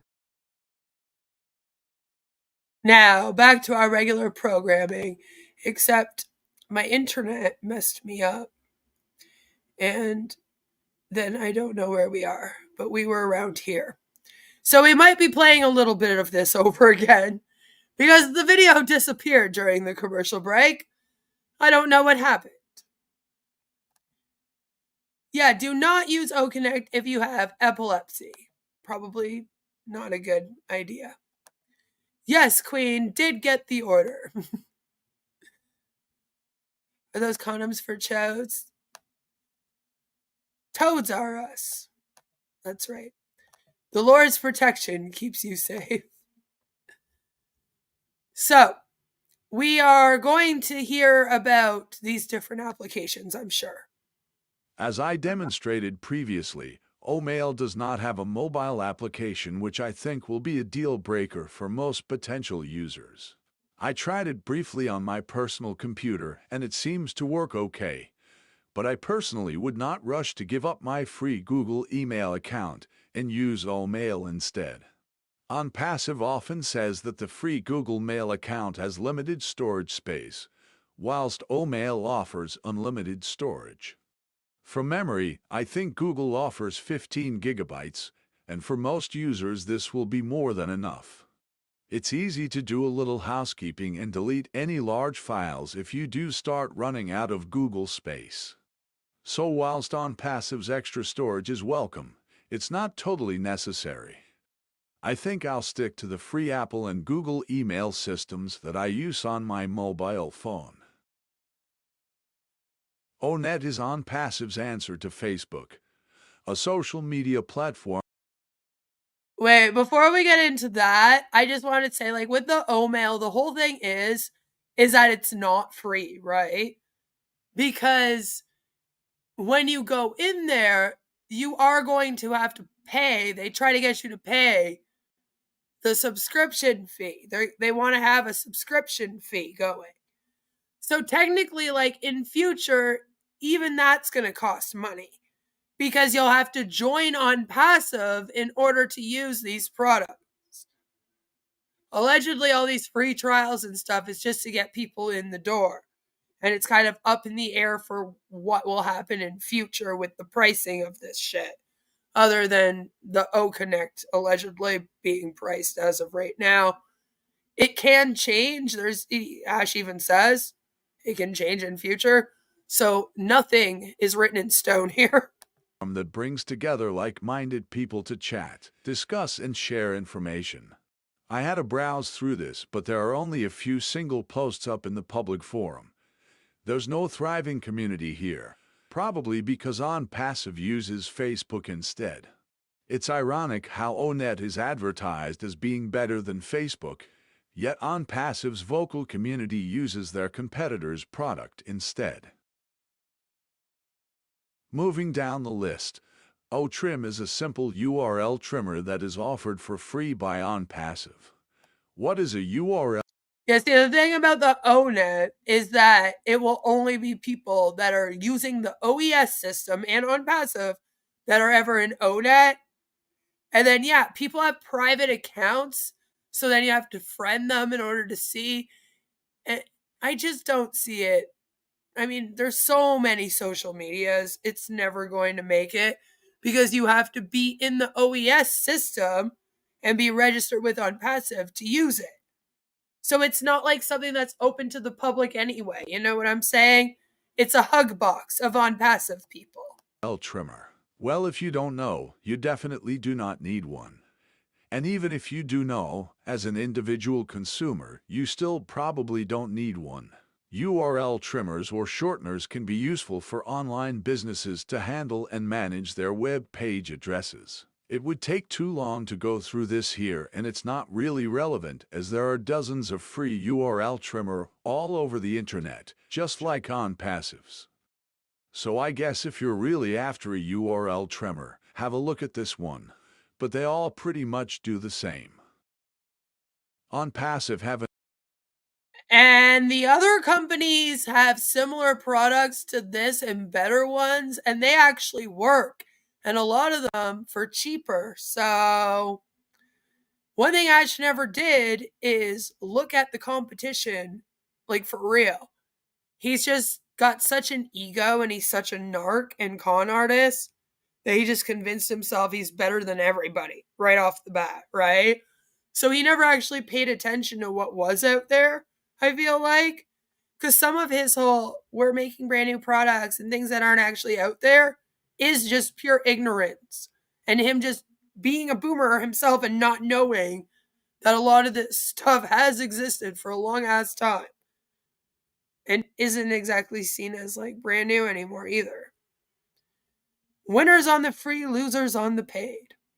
You are only in when you pay, so you can't win. Exactly. You can make a better product than Ash, and even if you have acid, it's still universally better than Ash's effort. I couldn't, but a lot of other people could. Using products that work is so 2000s. And get with it now. another app called OTracker, which is not shown here. I gather it will be a paid product when, or if it's launched properly. There are many such products on the market aimed at online... Oh wait, did it disappear? Because it is supposed to be a paid product in future. I didn't really notice, to tell you the truth. That's how much I cared about that one. businesses to enable them to gather information about potential customers browsing through their web pages. Many hosting platforms offer these trackers as part of their overall package. I have heard Onpassive's IT gurus try and explain why OTracker will be better than other ones on the market, but I must confess I didn't understand what they were talking about. I just kept hearing it will be better at a lower price point without any explanation what better actually means. But it's OConnect that seems to be Onpassive's flagship product and the one that is generating the most excitement. As I mentioned previously, it's a video conferencing platform similar to Zoom and a few others on the market. I tried to use this on 2 separate occasions to join Onpassive's business webinars, but it didn't work both times. Onpassive business webinars can sometimes last up to 7 hours at a time as they tend not to have an agenda. Onpassive's owner and CEO Ash Mufareh usually attends these along with his senior leaders to give updates on what's happening in the land of Onpassive. I tried using OConnect several times, but each time I got the buffering circle and OConnect just hung. And it's like, who's going to sit through hours upon hours upon hours of these webinars to find out how to use these products. And then they have the manuals, and they're written just like the marketing materials written. No grammar or spell check or anything. Just roll out O-staff to the masses. That's probably a thing, isn't it? Better means we keep it up no matter how crappy it is. Allegedly. I've heard that many other people could not get OConnect to work properly, so it wasn't just me. I tried using OConnect for a third time and imagine, to my surprise, that I did manage to connect into one of the recent webinars. I have to be honest, it did work okay for me this time and the quality was acceptable. I managed to record some of this with my phone camera, so I apologize for the jerky video. Here is Ash Mufar explaining to his senior leaders what makes him the most happy when everyone shows him gratitude and doesn't complain. Excitement and good gratitude. That's the least we want from you, because Brother Chris just asked me, what should we do? How can we help? Nothing makes Ash Mufar. Okay, listen. That pink thing that goes around, I can't stop watching it. It drives me insane. Just goes around the little green square around the speaker the whole time. It drives me nuts. I just sit there watching it go around and around and around, cursing my whole existence and wondering why the hell I'm watching yet another Onpassive webinar. And I hate the likes popping up on the screen and stuff. I find YouTube did a decent job with putting their little like system because it pops up over in the chat instead of popping up on the screen. I do not like it when I'm watching someone and then all of a sudden all this stuff starts popping up. I hate TikTok. I don't do it. Happier than seeing you happy. Nothing. Nothing. When I see Other webinar participants posted their usual mixture of comments, such as, OConnect is not working for me, or Onpassive is here to save humanity. They're certainly enthusiastic about the company, but I do wish that they would conduct their own due diligence and proper research into the market, and not just take one person's word for granted. The strangest thing about these business webinars is that there is little discussion about business matters. There are opportunities to ask relevant questions here, such as why the payment processor still isn't working properly, or Right, and did you see what happened when I went up on his webinar and I asked him about the refunds and why people were failing to get their refunds? He doesn't like answering anything, and you would think that this would be the place to talk about those things. It would be a perfect opportunity for your CEO to be transparent and let you in on all that, right? But he never answers real questions. Ever. It's always, he talks like around you, and then he tries to make it about something else. Like, he asked me for an example of someone that didn't get their refund. And I had just, like, not that long before spoken about how Marina hadn't gotten her refund yet. So she was the first person that popped in my head. So I brought her up. And then instead of him discussing why she didn't get her refund, he just starts, like, smack talking Marina. And I'm like, that has nothing to do with anything. Even if you absolutely hated this woman, you still owe her the refund. And why are you going off about Marina? Like, she's done nothing to you. Like, leave that poor woman alone. And it just frustrated me because I was like, listen, I'm talking about the refund policy and your lack of obtaining it. And you tell people that if they ask you for a refund, you'll refund them right away. And then they have to chase you around for it and write a bazillion emails to their leader or whoever. And good luck getting a hold of Ash, you know? So they're writing like Marty and Red and Chris and asking them like, hey, can you get the refund for me? You know, their top leader person that they're assigned. All of them tend to be assigned like a top leader, or they'll flock to a top leader out here, right? They're the top of the pyramid, the 1% uplines, if you will, right? And it's like, dude, just answer the fucking question. Like, why did you not answer the question at all? It just became a back and forth where he's trying to talk smack about Marina and dance around the question. And I'm going, okay, but how come you're not like, get to the refund part? What about the refunds? And then he just got all mad at me and then kicked me off because it was just going nowhere at that point. So then I tried to take the opportunity to tell him off a little bit at the end. But it's just like, he does that with everything. He'll hone in on the least important part of the question, and he'll do a rant on that, and he'll like dance around the actual question, if you will. It's the weirdest thing to watch. None of the LCs will tolerate any questions and seem to scrub out questions from their YouTube comments. Yes. Yeah, they do. The payment processor are working just fine right now. That's great, except it's through a very sus company, which you can learn about at the very beginning of this live stream.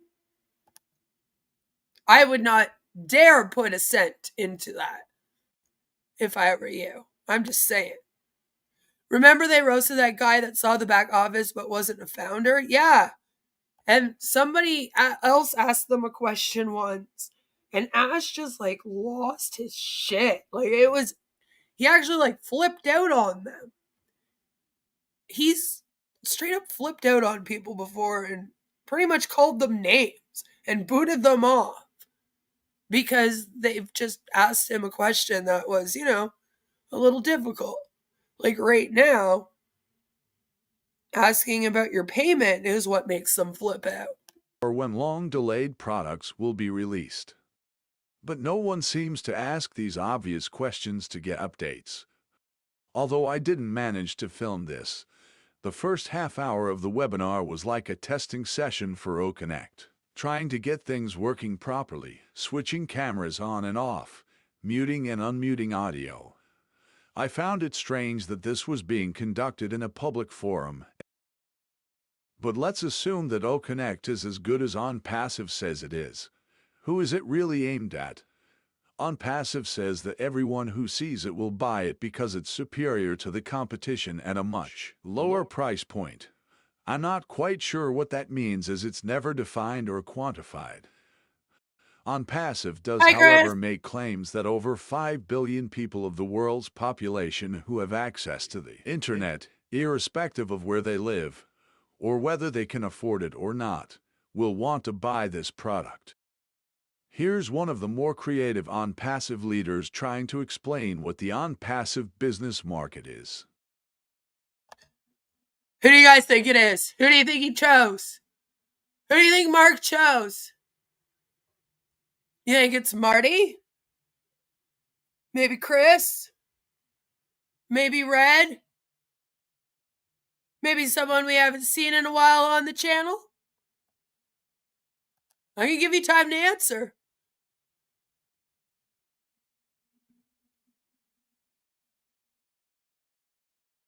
You cheated, Scam Chan. Now let's look at the market of Onpassive.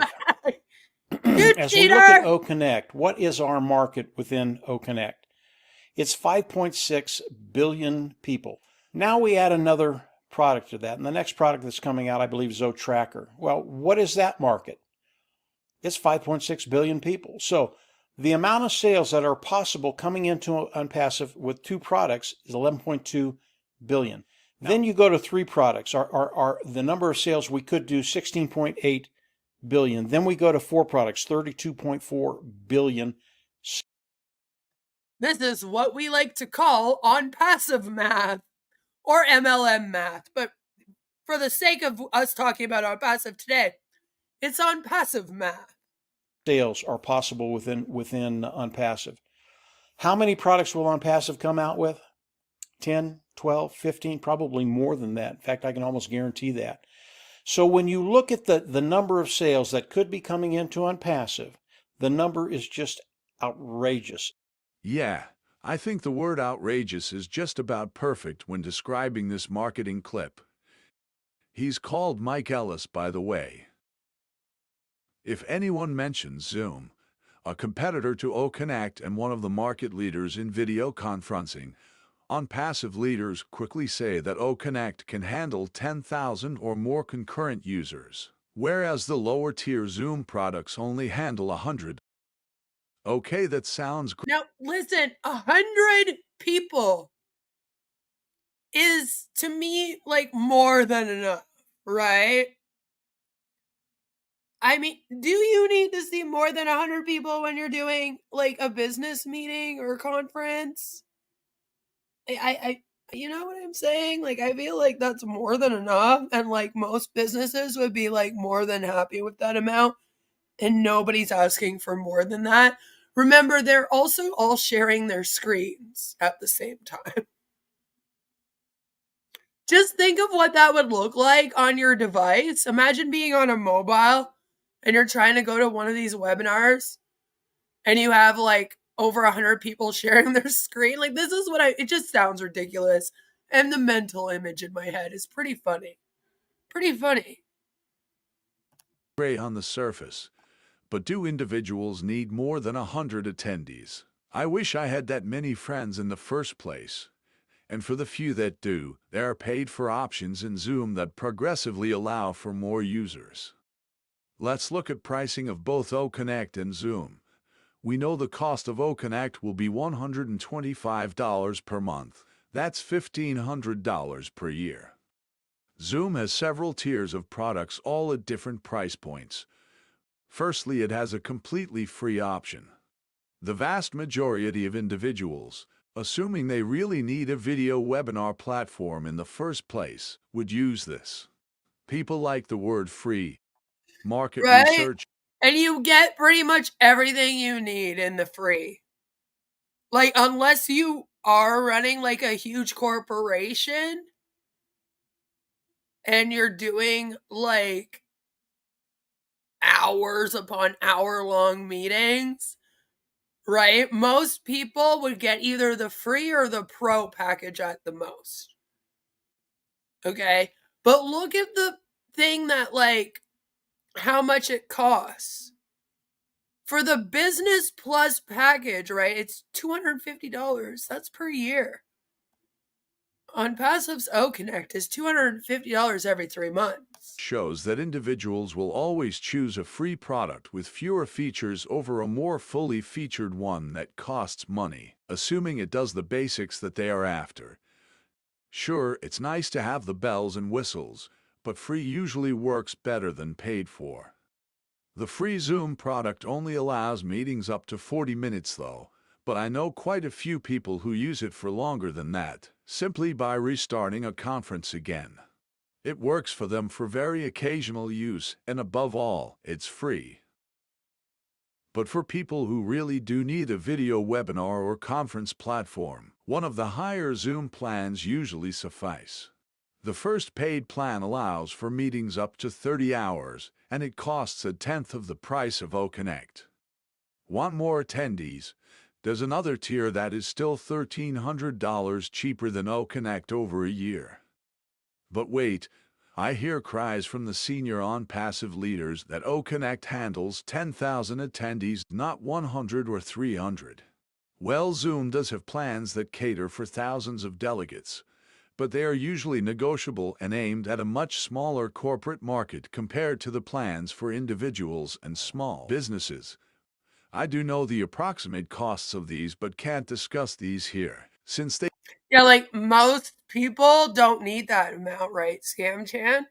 So that's what I mean, like, this is more than enough. Or still cheaper than Onpassive. It can vary according to the contract that's negotiated. And here's the thing that everyone really needs to understand. It is actually irrelevant whether OConnect, or Zoom, or Microsoft Teams, or Skype, or WebEx, or Google Meet is the best platform.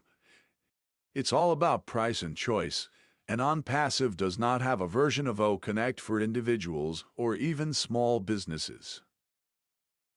Let me say that again. QoK is not aimed at individuals or small businesses at its current price. It will be competing in a small and much more restricted high-end corporate market, already dominated by other providers. So the 5.6 billion individual user market does not actually exist. These people do not need a video platform for 10,000 users that costs $1,500 a year. And the marketing efforts of Onpassive are predominantly aimed at the Indian, African, and Egyptian markets, where many individuals couldn't even afford the monthly cost of QoK, even if they wanted it. I am not saying that no individual will buy it, as I know many of the existing investors with Onpassive will activate their accounts and start paying monthly in the hope of making commissions on sales. I just don't see there being a big enough worldwide market for Onpassive products given their simplicity, pricing, and where they're being marketed. Ash Mufareh has gone on record saying that QoK will take over the internet by the end of November and be the dominant platform. That's just time's a ticking there. It's November 27th, Ash. It's around the corner, and I'll be checking the independent IT press to see if Zoom and Microsoft share prices have collapsed and whether QoK is dominating the market. So what about the corporate market? Most large companies will already have negotiated contracts for video conferencing platforms if they use them. They might be locked into these contracts for a period of time. Assuming QoK can compete in these markets, what's the process for breaking in? Firstly, Onpassive would need to convince a large company that QoK is better than the product that it's hoping to replace. If it's a new product, as QoK is, it's more difficult as there is no provenance or evidence of its success, as no one has used it before. Onpassive would need to demonstrate that the product has all the features that the company needs, and these aren't necessarily the bells and whistles like having wavy hand emojis flying around. Companies are more interested in things like stability, and Onpassive would have to prove, without a shadow of a doubt, that QoK can indeed host 10,000 concurrent users without buffering or having any significant problems. Onpassive would also need to convince potential buyers that they have a proper technical support structure in place, and I don't mean the senior leaders here. Many large organizations might even go out to tender for a new video platform, inviting all the main competitors to compare their products against a set of criteria and prove that these can be met. And did you know, it can take well over a year to evaluate and implement a new product within a large organization? That would actually be hilarious. They should sell pink hand stickers. They did talk about how they were going to get physical products. We have yet to see them. Ash's great-grandchildren will fix the issues by then. Hand pink waving, hand pink waving, hand pink waving. YouTube live chat has ugly emojis. They do. They're not the best ones.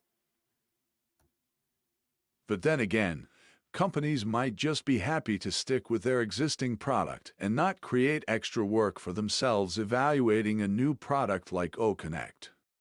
It's simply nonsense when an Onpassive senior leader says that a large company will rush and buy QoK when a member of staff sees it. It just doesn't work that way. Oh, I nearly forgot. I will need to whisper here. Most corporate organizations have strict ethical guidelines as to which other companies and suppliers they deal with, especially those with a fraud case pending against them. Onpassive would most likely be excluded from most companies' potential list of suppliers until the case was fully resolved, so that would add another 2 years on. Unfortunately for Onpassive and its investors, The United States Government Securities and Exchange Commission is prosecuting Ash Mufareh for fraudulent activity running a pyramid and multi-level marketing scheme, misappropriating investor funds, and even faking reviews on the internet. I won't go into all the allegations here as these are in the public domain and can be found on the SEC website. But my point is, whether these allegations are true or not, Onpassive will surely struggle to do significant business with serious corporate companies. I have covered the SEC lawsuits extensively here on my channel. We did that just recently, like last week. We went over the amended SEC lawsuit. So if you are unaware of it, you can go and check it out. I also have the links to it in the bottom of those streams if you want to see it all for yourself. I hate how they put in front of all their products, they're better off just making adult toys and calling it a night. Oh this, oh that. I mean, come on. Right? It makes me wonder, like, because they were Go founders at one time, and I'm like, were they going to call it Go Connect? Go Tracker! Go Connect! Go Net! Go Power Rangers, you know? Until this is fully resolved in around 2 years' time.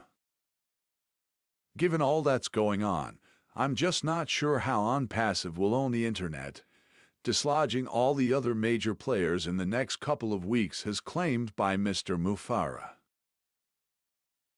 So who are the main customers for these Onpassive products? I'm pretty sure it's not the 5.6 billion individuals for the reasons I gave earlier, and Onpassive will struggle to break into the world's biggest corporate markets. There may be some limited small corporate opportunities across the Asian and African markets as well as the Middle East, where Onpassive's main marketing efforts seem to be concentrated. But that's hardly taking over the internet, nor will it generate enough sales to ensure all the initial investors and subscribers make a profitable monthly income stream.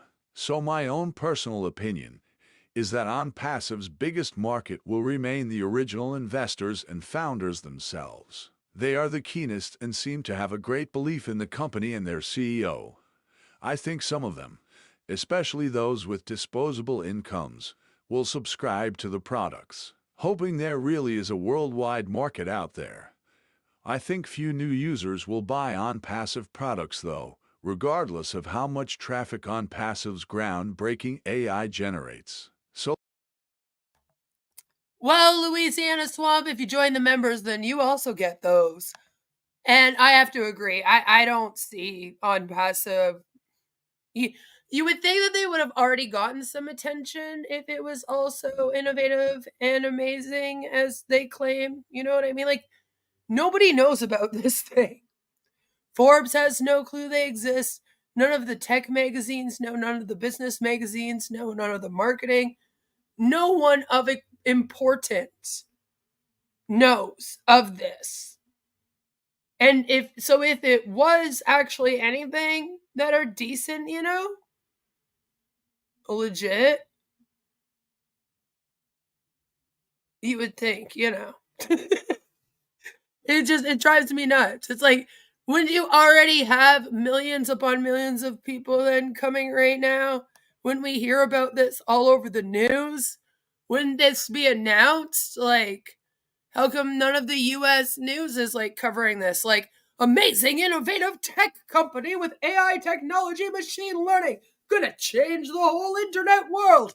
There, I shall even do the voice acting for your commercial for free for you. But, you know, it's not gonna happen.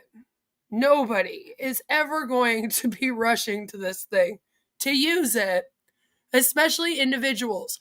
First, it was marketed to like MLM Huns and business owners, like actual business owners. And I was like, yeah, they're not even going to care. But then people that aren't running a business are like really not going to give a fuck. You know what I mean? It's like, why? Why would you be a part of this thing? You got to pay for it. And then you don't even really make money in it, especially right now. Ash is holding those millions of people back from paying. Who the hell around here has disposable income? Anyone? Not this gal. Well, and that's why it's so disgusting to be scamming right now in our world with the cost of living, right, going up, and just everyone's kind of in a financial state right now. And the people that this company preys on are even worse off than we all are and have less money, as Mark pointed out in his video, than we do. And they're expected to pay this. Some of them don't even have the fucking internet. He was like, sign up for this thing and we'll bring you data centers and the internet. None of that has happened. They haven't built one. They're going to open a new fucking 3 offices coming up soon, they claim. Right? They can open a new office in Egypt, but they can't get anyone the data center, and they can't get anyone any of the clean water like they promised via Obless so long ago. Mr. Beast is out there getting clean water for people. I just thought I'd point that out right quick, you know. So obviously it's doable, Ash, when you have the money. If Mr. Beast can do it, how come Ash Mufara can't do it? You were sent down from God, sir. That was your claim, you know? Come on, step up to the plate. We're waiting. Ash says you have had 5+ years to save the $250. And the sad thing is that for some of these people that actually would take about that long, like, I'm not trying to be like classist. That's my point, is that these people are classist and they don't even care to think for a second about the fact that most of the people that they're preying on literally cannot afford this. They can't even afford the membership fee. All right, the $97 or $130 if they had to buy the card, right? US to join this thing they could hardly afford. Now you want them to pay $250 for OConnect, and then however much for OTracker, and then however much for any other future product, and whatever it's going to cost. Like, that's a ridiculous thing to expect out of anyone, but especially people in places that do not have the internet.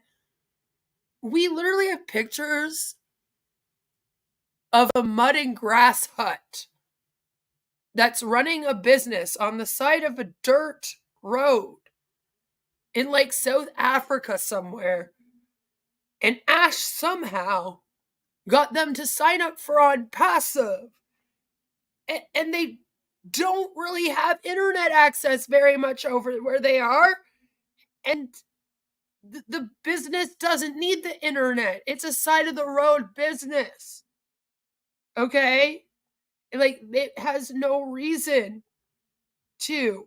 I believe it was like a tire business for like people, because it was a dirt road. A lot of people would like lose their tires going down it. And because of where these people live, you know, it's a lot of really long dirt roads. So this was like one of those tire businesses on the side of the road that's supposed to be easy access so that when you're driving down the road, you'll lose a tire. Nobody in this area has phones to fucking look up a business nearby via the internet, let alone that mud hut would need the internet for any reason. Okay, and they probably do get business, by the way. It's a necessity where they are.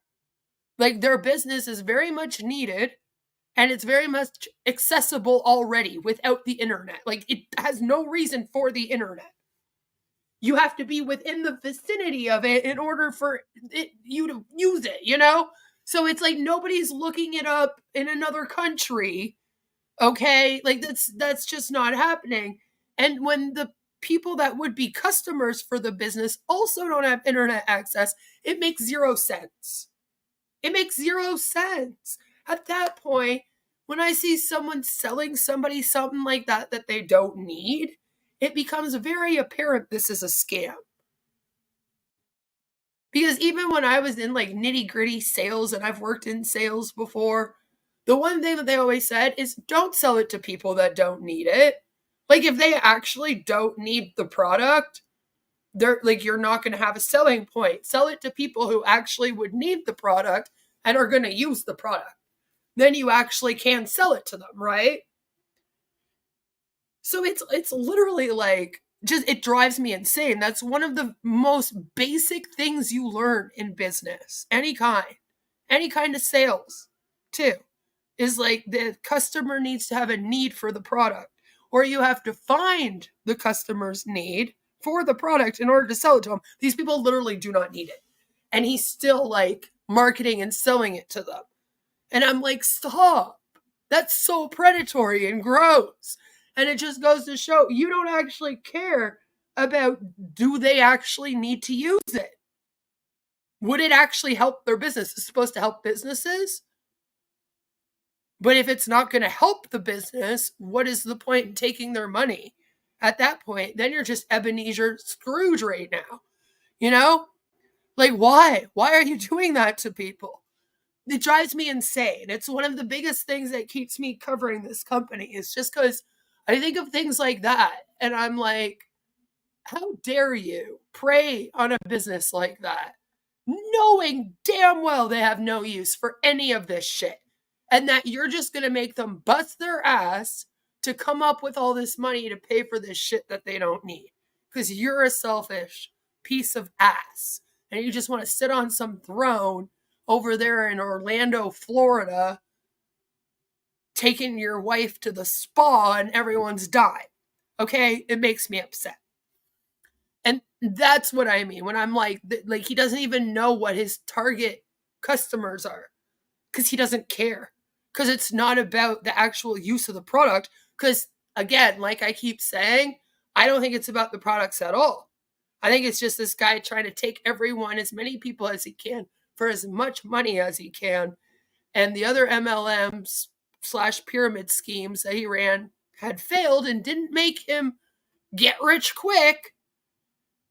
So he decided to come up with this because he thought this would do it.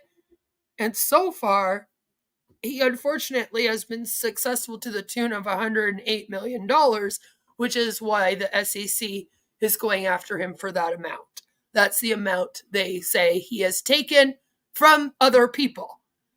So, like, Jesus Christ.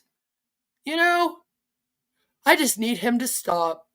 I wish he would just fall off the face of the flat earth, as CC would say.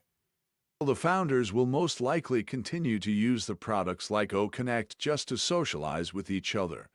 But that seems to me a very expensive way of doing just that. All of these are just my opinions based on my 30 years of working in this industry. I guess we will find out in the next few weeks if QoK truly goes viral, but I'm pretty sure it won't. Despite all the failed product launches over the last few years, the inability to implement a payment processor, and the impending lawsuit against Onpassive, Ash Mofara and the leaders remain defiant and eternally optimistic about Onpassive and the benefits it will bring to humanity. I still haven't heard exactly how humanity will be saved. No one seems to actually explain that bit. See, it's not explained anymore, right? It's not really explained anymore. They just kind of say it. But what used to be really disgusting is they would promote Oh Bless, which was supposed to be a crowdfunding. Almost like a GoFundMe, right? But the idea was that not only was it going to be like GoFundMe and you could just go there and ask for help, but allegedly they would like choose a special person to help. The problem was that even the homeless people that they wanted to help had to also sign up for Onpassive in order to get that help. Right? They had to join Onpassive and join Oh Bless as a homeless person. And yes, Chris Johnson did go out and get people off the street and signed one guy up that was totally homeless. Not a cent to his name, but he was told this thing would make him money and that if he signed up, Oh Bless would help him, you know. So they literally used that product, saying that like they were creating this product and that was going to be how they were going to save all of humanity. And that's really what God sent Ash down from the heavens above to do. It was that. It was the Oh Bless. And they went through a good 6 to 8 months of constant promotion of this thing. Like every single day there was webinars about Oblast, and they were planning what to do with Oblast. And then like everything else, it just stopped. And then we haven't heard anything about it since. And it's been at least about 6 to 8 months since, they stopped talking about it. Every once in a while, they might bring it up as a future product, but they don't go into the speeches that they like once did, right? So I don't really know if they have other reasons why they would be the beacon of hope for humanity, as they're saying here, or why they would save the world, or why God would curse us all, sending ash down from heaven. But it did used to be about the Oblast, and then it kind of made some sense, because it was like, okay, whatever, crowdfunding, yeah, it sort of makes some sense. Now when they say it, it just seems like it makes no sense. Like Mark said, it's like, what do you mean? How is a tech company going to save all of fucking humanity and help all the homeless people and all this other crazy stuff, right? Yeah, it was the Oblast. I believe it's still listed as a future product that they plan on releasing. It's just, they tend to pump out their product ideas, go off about them for several months, do a bunch of webinars, get all excited, and then they just don't come into fruition. And then several months goes by, and then when Ash needs to keep them pumped up about something and he has nothing else to pump them up about, then he might release one to them. Right now, they're all still excited about these payment processors and OConnect.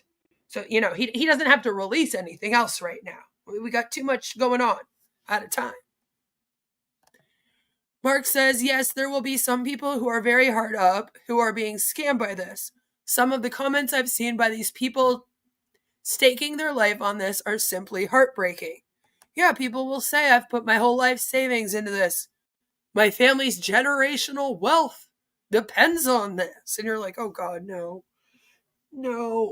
don't do that. Please don't do that. Get your family's wealth back. I asked some more questions on one of the webinars about the charity part, but the SLs just squirmed, giving stupid answers. It was embarrassing and cruel. And yeah, and that's because, like I said, I feel like I don't know what happened with Oblast. Chris is still allegedly in charge of Oblast. Maybe his health got to him. His eyes are closing too much now and he can't work on it. I'm not really sure. But they don't really talk about it anymore. It's like the hush-hush product now.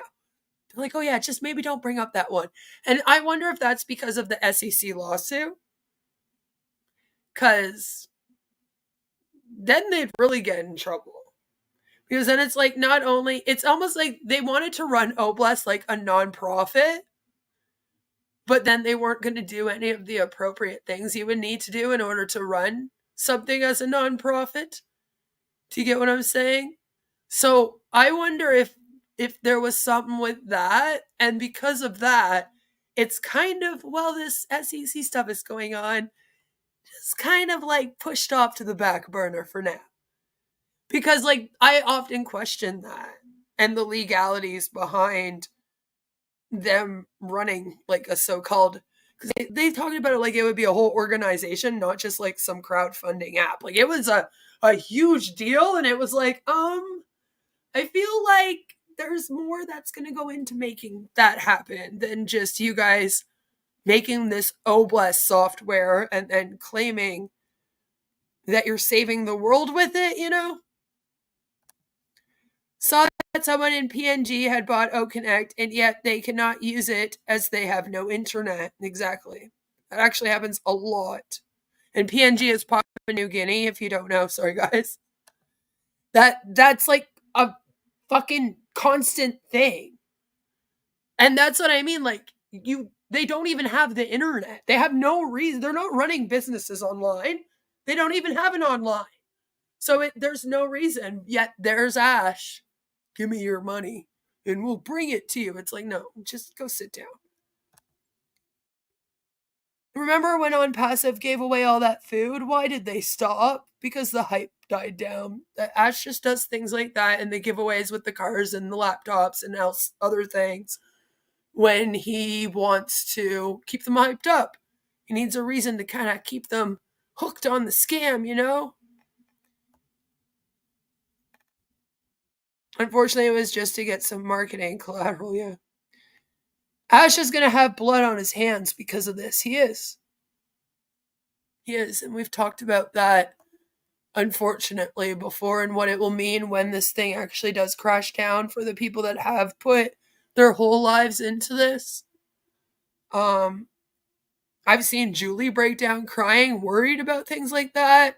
And I just don't know how Ash can claim to be her friend, watch her have moments like that, and then lie to her face still and like keep her strung along. Like it's gross to watch. I don't like it, and that's why we're here. Onpassive makes many claims, but never explains in practical terms how they will achieve things. Will a URL trimmer help starvation in third world countries? Will a homeless person who scrapes enough money to buy an OConnect license suddenly afford a new home? Or will founders who become millionaires by reselling Onpassive products be expected to become philanthropists and take on the world's problems? And I have never heard any sort of explanation of how the artificial intelligence works within Onpassive products, other than the standard answer, it doesn't matter. You don't need to know. I do wish some of the webinars would have proper Onpassive staff on them, helping to explain some of the principles and technologies they use. So those were my experiences using the products for the first time. Didn't work very well for me, as you saw. I'm sure lots of people come back and say, yeah, it's fine over here, etc. But I found lots of bugs that weren't particularly great of the products. I just think they're aimed at the wrong market. I don't think there's anything serious there. I just can't see these things going viral. I actually don't think the world needs them, to be honest. I didn't really see any real evidence of AI there at all. Not the way I understand AI. Certainly nothing cutting edge. All the technologies seem quite old, 5, 10 years old. Onpassive say they're having more products down the road. They talk about 15, 20, 50 at one stage, I think. But given the fact that they've only released 4 in 5 years, and quite honestly, they are underwhelming and fairly lightweight, as I say, I have no real faith that 20 more products, particularly cutting-edge ones, will come out. I could be wrong, but, well, the evidence still shows that that's probably very, very unlikely. In terms of an actual company itself, it seems to me Onpassive doesn't have any real regulations or certainly no transparency, as I would call it. I think some of the founders sometimes say that Onpassive is very transparent, but to be transparency, for instance, is allowing independent auditors into your company to make sure everything is bona fide, make sure the finance books stack up, make sure there's proper processes and procedures in place. It just doesn't seem Onpassive has any of that. I'm not sure they would really want to even allow that. So therefore... Yeah, they don't. Their customer service team used to just be Julie Nugent. We're not even really 100% sure who the tech team is. And as we were saying at the beginning of this, like there's such a huge turnover rate in India, in Hyderabad, which is where like their tech team that works on the products and makes products allegedly is, right? They're in Hyderabad, and like that office just is turnover rate. It's like every single couple weeks. It's ridiculous. So that mixed with the fact that it's just Ash and his wife. That's who kind of like runs this thing. So Ash is the one that writes up every single like policy, procedure, and everything, he writes it up. It just all comes from him. He doesn't have a team. He doesn't have someone obviously checking the legalities. I don't think he got a lawyer at all until the SEC lawsuit happened, like not a real one. I got a fake lawyer letter, a cease and desist letter. It started off saying, "Dear there." Like, so it was very obviously a fake one and sent by Ash himself, right? So I believe that he's the only one that sits there and writes up all of this stuff, like just himself. It's very bizarre. I agree. Damar says cult leaders isolate their victims, like Ash tells people not to watch the haters and calls them losers and make it about us and them, good and bad. Yes, there is an us versus them mentality in all cults.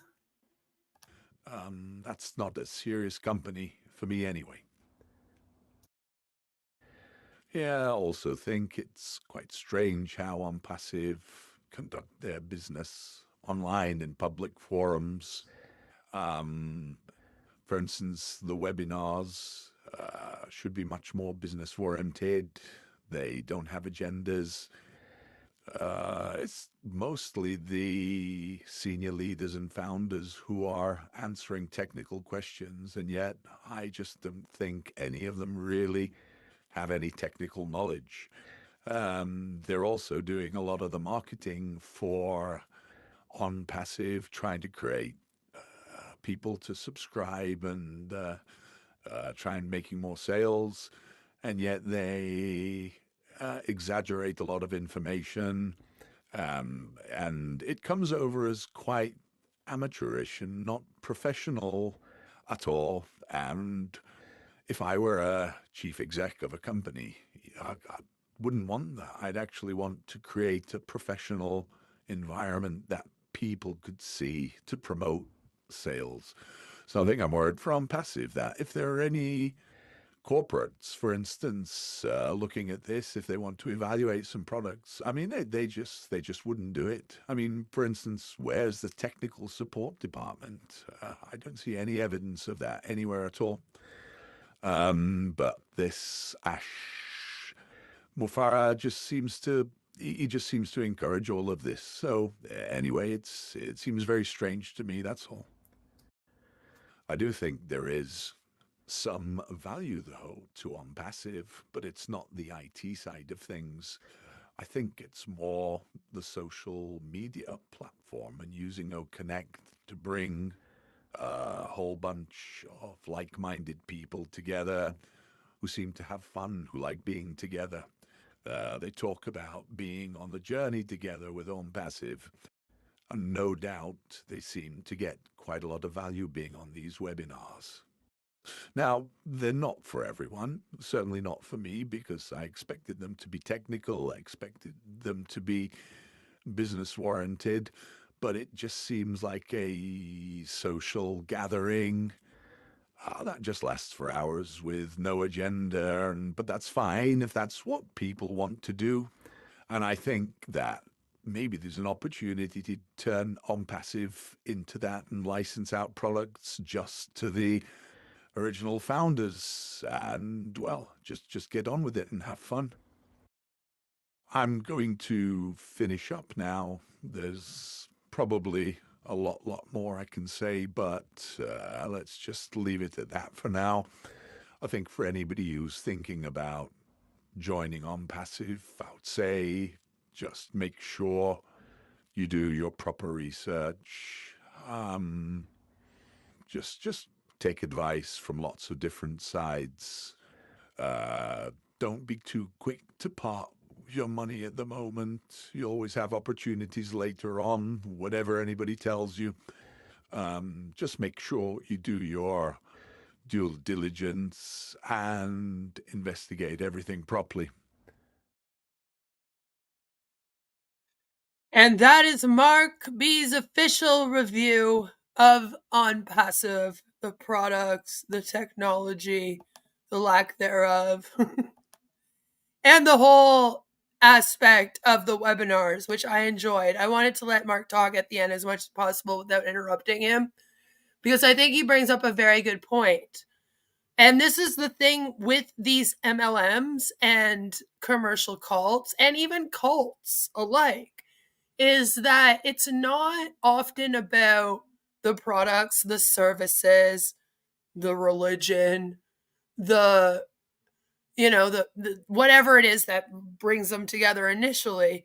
It becomes more about the community and having people, like-minded, quote unquote, people, and a community, people you can hang out with, and that kind of thing. Even the MLMs are like that. If you're with Sensi, Beachbody, It Works, any of those MLMs out there, you are basically going to like training Facebook pages, which is just like the webinars Onpassive does. And it becomes more about that and less about, and like your personal development, quote unquote, and less about the actual products or services, as is with the case with Onpassive. It is more for mainly the people that do go to the webinars often. For them, it is like a social gathering. And I think that that's what keeps them there.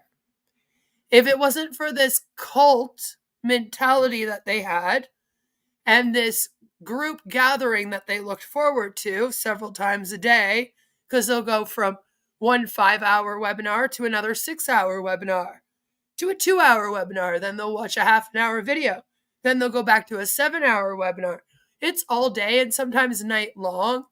Do you guys remember Rob Lynn's midnight Oblast sessions? At midnight, there would be a stream where they would basically just talk about Oblasts and what they wanted to do with it, all their Oblast plans, right? It's almost like they like the planning process and the marketing process. So as long as they have that and the community, and they have Ash show up every now and again as their cult leader, and they can praise him, then they're happy. And that's why even when these products are shit, and we all look at them and we go, yeah, like there's nothing here. This business sucks. That's why they don't care about any of that. Right? Ash has made it more about the community and trying to help others. He leans more into that than he does even about the products. Otherwise, the webinars would be more business-based or technology-based. And they're just not. They don't even talk like MLMs do, like the usual MLMs. If you go into like, I'm trying to think of one that's been popping off lately. I can't even think of one, but if you go into an It Works, I used to do It Works, so it keeps popping into my head. If you go into one of those It Works training sessions, at least it is actually about how to run your little It Works business from home, for the most part. Okay, yeah, there's some of that, yeah, we're friends, let's all hang out and community stuff. And with Onpassive, there's like none of that. Right? It's not the same vibe, and it is completely about the community, and even more so about praising Ash as this like amazing person who's going to save all their lives. And that's why it leans more into a cult than a business for most people. This is about mental illness. The leader seeks power and control, and the followers seek acceptance. Yes, which is why the community stuff is all that they really need. The video really shows how to do your due diligence before getting involved in companies like Onpassive. Yes, and you should always be checking things out. The good news is that they do have free trials, so you have the ability to go check that out. They thought that was going to get people hooked into joining. I'm hoping it deters everyone. Because how many people are going to go through what Mark just went through and then say, yeah, I want to totally be in this thing and stay here? Not many. The ones who do are not doing it because of the products. They're doing it for other reasons. I've been looking into the current payment processor, and it becomes more convoluted with every link you look into. Right? Anyone know how this whole payment thing can be reported to relevant authorities. It can't. Unfortunately, it can't. It's collecting the Mexican tax, which is why Ash is telling them that their stuff's going to be in pesos. He's just failing to tell them that they might collect some extra tax on their money. They might want to know that, but maybe not. But all of it is routed through Dubai's free zone. Since it's routed through Dubai's free zone, as I pointed out, there is no regulating corporation. And the Dubai version, the UAE's version of the SEC, does not regulate them. So you're just fucked. Which is why I was like, Ash, no, dude, don't do it. If I was Ash, I wouldn't even trust this thing. I'd be scared it would steal my money. All right? I just ripped off a whole bunch of people to run this IT tech company, and now I'm going to hand it over to these guys. Yeah, no, it's a very, very sus place, and I'm very worried, as well as I got a few comments about this. Takara is one of the people that commented to me about it. I got a few people that were like, yo, did you see what just happened today? I know you're talking about Onpassive today. Did you see? And I was like, yeah, I saw. I'm seeing it. Don't worry. The sad thing is that Onpassive is doing exactly what it was designed for the people it was designed for. And that's the problem, right? That's why it's so hard for us to combat things like this. I miss Slobbengrib's Midnight Magic. Getting Rob to read out that Western Union was the new payment processor was one of my greatest achievements. Yes, Ricardo, good to see you. I'm glad you're here. I hope you're having a good day. That's fun. Mark says, I have a close friend who has been hooked by this. His family are very concerned, and he is spending less time with them and his friends, just spending hours and hours every day watching Onpassive stuff. We actually have Chris Johnson's brother as a viewer, and his name's Mark, actually, and he is also extremely, extremely upset watching his brother donate his entire life and all of his money to this thing and his trust in Ash Mufara. So if you talk to them, let them know that they're not alone. There are lots of families that are concerned about the people that are in this, and that, there are people that are speaking out about it. Unfortunately, the webinars is totally a difficult thing. Like, I don't know how to stop them from going to the webinars. It seems to be the addiction in this. There's some people that allegedly really like to just go and listen to people talk to them about things, and then that's enough for them. It's kind of like how I feel about the 5D Full Disclosure Love as One cult that I cover on Thursdays, and I'll be releasing a video to my members on it today too, that you guys will get to see tomorrow. If you're not a member, it's the same sort of thing. Like, they just kind of like to hang out together and get high and then like talk about how they were gods. And they found some solace in that. And in doing these like live streams for hours upon hours where they just like talked about their religion. Onpassive is the same with it. But instead they, like you said, they chit chat about nothing to do with the company most of the time. And when it is about the company, it's usually them scolding the founders because they feel like they're doing something wrong. It does make me sad because the time that people waste in these webinars is time that they'll never get back. And we've talked before about how, Marty's doing a webinar and his grandson's there. And it's like, Marty, you could be spending time with your grandson right now. Get off the webinar.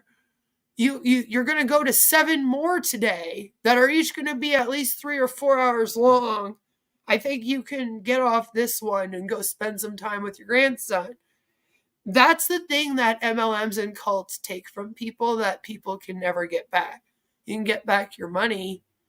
You can, patch up relationships that get stressed or strained because you are just all into doing this now instead. It's the same when I was in It Works and Sense. You get very into just doing it instead of spending that time with your family or friends or even doing something better for yourself. Chris has the ability to open up his own legitimate business, and instead he spends time in this thing, you know? He also had the resources to, and family members who have. So it's like, what are you doing? Why would you choose this? And I find it's a lazy man's game, isn't it? Or it's just a lonely man's game. For some reason, they're getting some kind of escape from being in these webinars for hours upon hours upon hours. Ash certainly is a cult of the finest order. It's a cult of personality around him for sure. He definitely is trying to run a cult of personality where he doesn't have to ever answer for anything. He asks them questions. He feels like he's above them, looks down on everyone. And he literally has delusions of grandeur and talks about how God sent him down from heaven to help. I mean, I don't know how you could hear him say that and then just be like, oh yeah, no, this is just a business. Right? You can always fill in a form on the FBI website. They will push it to the relevant people for investigation. Yeah, you can try. In Canada, you can go to the Better Business Bureau. They might help.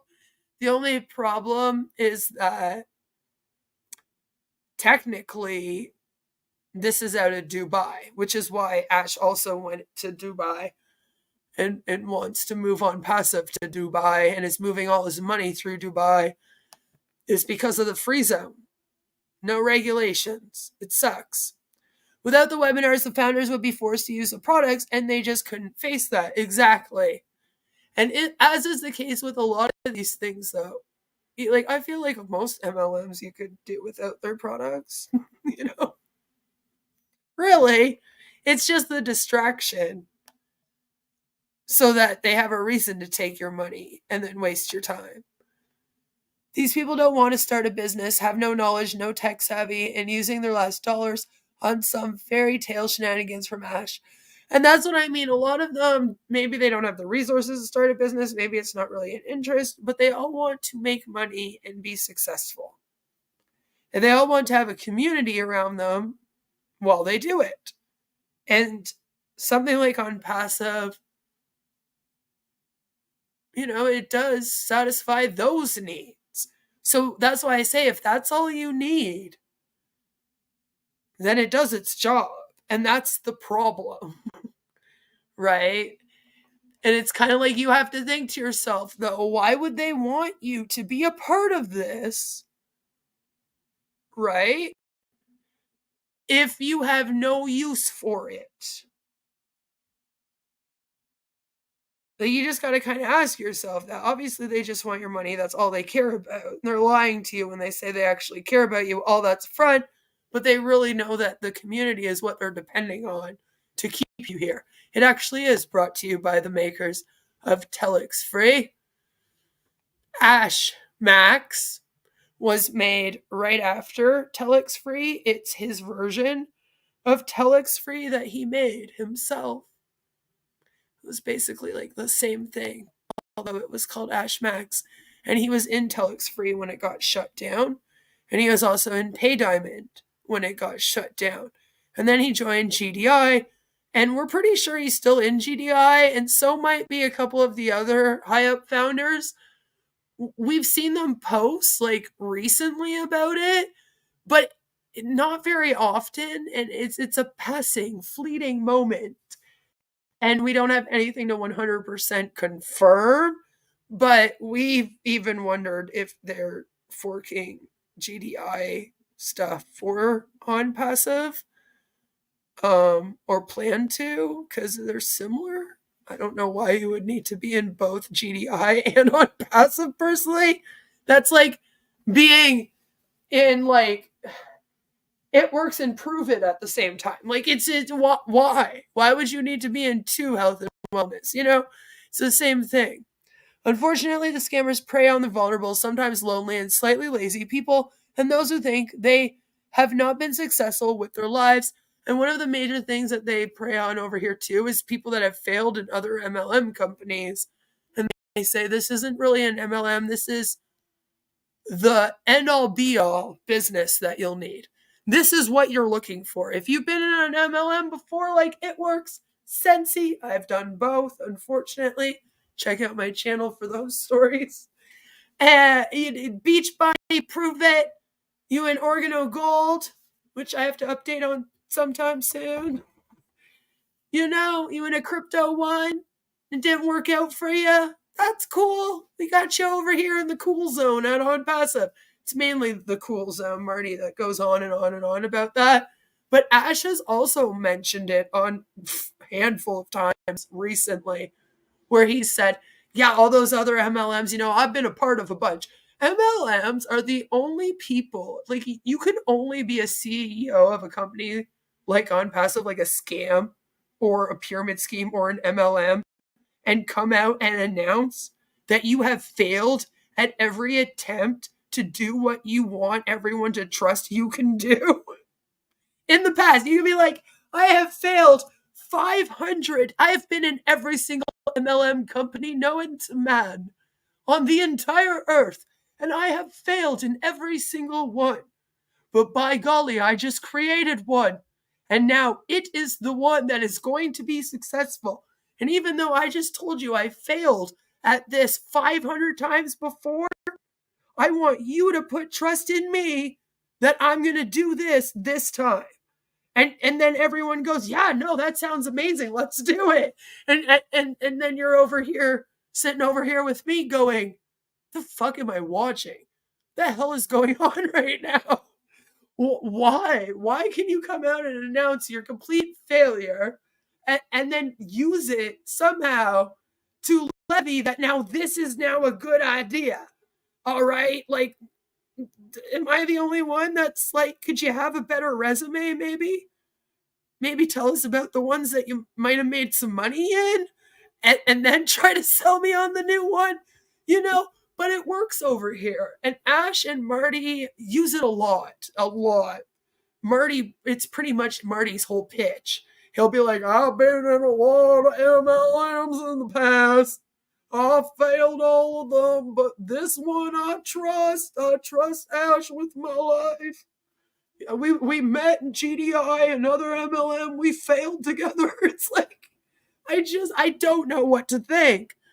I just got to roll my eyes at it. But somehow people are like, yeah, totally. I'll totally join this one with you and put my whole trust in you that you are a business guru and we are going to make it to the top 1% in this together. And it's like, okay. So, when you've already failed at things and you're already in this hustle culture mindset, I think it's a lot easier for someone like Ash or Marty or Mike Ellis or Chris or any of these people to kind of swoop in and go, I got you with this one. And you're going to be more inclined to kind of believe it. And unfortunately, right now in our world, we are living in a world where people are like, everyone should be an entrepreneur. Everyone needs income just flowing in. And then with the cost of living being so high and everything going on with the housing crisis that's been ongoing all over the place, people are looking for ways to make extra income. And it's very easy for someone like Ash to show up and be like, hey, I got a brand new thing. And again, if you don't know tech and you're somewhere that has no internet even, this is going to look real fucking cool, right? Like you'll be like, oh my God. Like remember how you felt when you saw Windows 95? Has aged myself terribly. But remember that feeling you got? I was like 9. It was fabulous. I was such a computer nerd growing up. And I was like, oh my God, this is the most amazing thing I've ever seen in my life. And it was fabulous. We finally had internet in our house. It was like 1996. I was late. But I was still amazed. I was excited, I was like 10 years old, going on 10. I'm like, oh yeah, baby. We just got a home desktop, Windows 95, and it was fabulous. And you like turned it on. That's how people in like Papua New Guinea are going to see Onpassive, which is kind of sad, I'm like, I promise you guys, we have way better internet. Please don't let that be your introduction to the internet. It's very disappointing. I would be like, why did we need this if this was all I got? Someone comes, builds me a data center, gives me the internet, hands me this. I'm going, yeah, I still don't get why we needed the internet. I think I'd rather go back to before we had it. Mordecai, good to see you. $10 to $12 fee for $125 payment. Yep. Is that with the payment processor with the taxes? Because the fee is actually, it will be taxes too. One giant leap into the last scam you need, right? Because yeah, after this one, you won't trust anybody. That's why I hate MLMs, is because they do the whole like, we're also your friend, and really fuck with your trust. There's a lot of Amway over there. Yeah, Amway and Onpassive would go hand in hand. Marty has really been pushing the philosophy lately that when it comes to Onpassive, it's best to just not listen to your immediate family. Yeah. And I say, fuck that. No matter what you are a part of out here, please, no matter what it is, community of any kind, business of any kind, anywhere, if anyone ever tells you not to listen to your family, okay, you run. You don't listen to them, and then you book it as far away from them as you can. All right? If it's over the internet, you block their ass. You say, don't you tell me that. Who the fuck are you? That's a creepy, creepy red flag. Okay? I don't care who it is. Nobody is more important. Not even a man who wants to marry you and have your babies is important enough to stop speaking to your family. That is what we tell women when they are in domestic violence situations, to look for this as a red flag. In business, I urge you to use the same rule, that if some asshat, especially like Murdy DeGarmo, have you seen him on his couch? That guy telling you not to listen to your family? Okay, here, because I'm going to listen to you instead, Seriously, anyone says that to you, not good. Not good. Nobody should ever be trying to put themselves in front of your family or your actual friends and people important to you in your life. Nobody. Not one person. Okay? Anyone that cares about you is going to try to get you to have a good relationship with your family, a better relationship with your friends. They're not going to tell you not to listen to them and then to go do the opposite, okay? I urge you to please listen to your family and friends if you're a part of this and they have worries and they're telling you that you're spending too much time doing this. Okay? Please listen to them. Okay? Don't be like, no, I'm not. I'm going to watch another 7-hour webinar. No. They miss you. They just love you and they miss you and they see you getting into something that's very, very suspicious to them. And then it's also trying to keep you away from them. And they see the red flag. So I really need you to see the red flag, Don't ever listen to somebody that does that. Ever. I don't care where you are. I don't care who it is. Nobody that could be good for you in your life will ever try to get between you and your family, or you and your friends, or you and the people that are important to you in your life. Nobody. So as soon as somebody says that, goodbye. I'm in a cult now. See you later. Okay? No, thank you. All right? Just don't do it. Only God can stop Marty, Chris, and Robin from starting an OnlyFans page. Don't forget Susie. She will get very jealous. She will come after you with the hula hoop. Do not buy the poo-poo platter. It might be bad. It definitely is bad. It went bad a long time ago.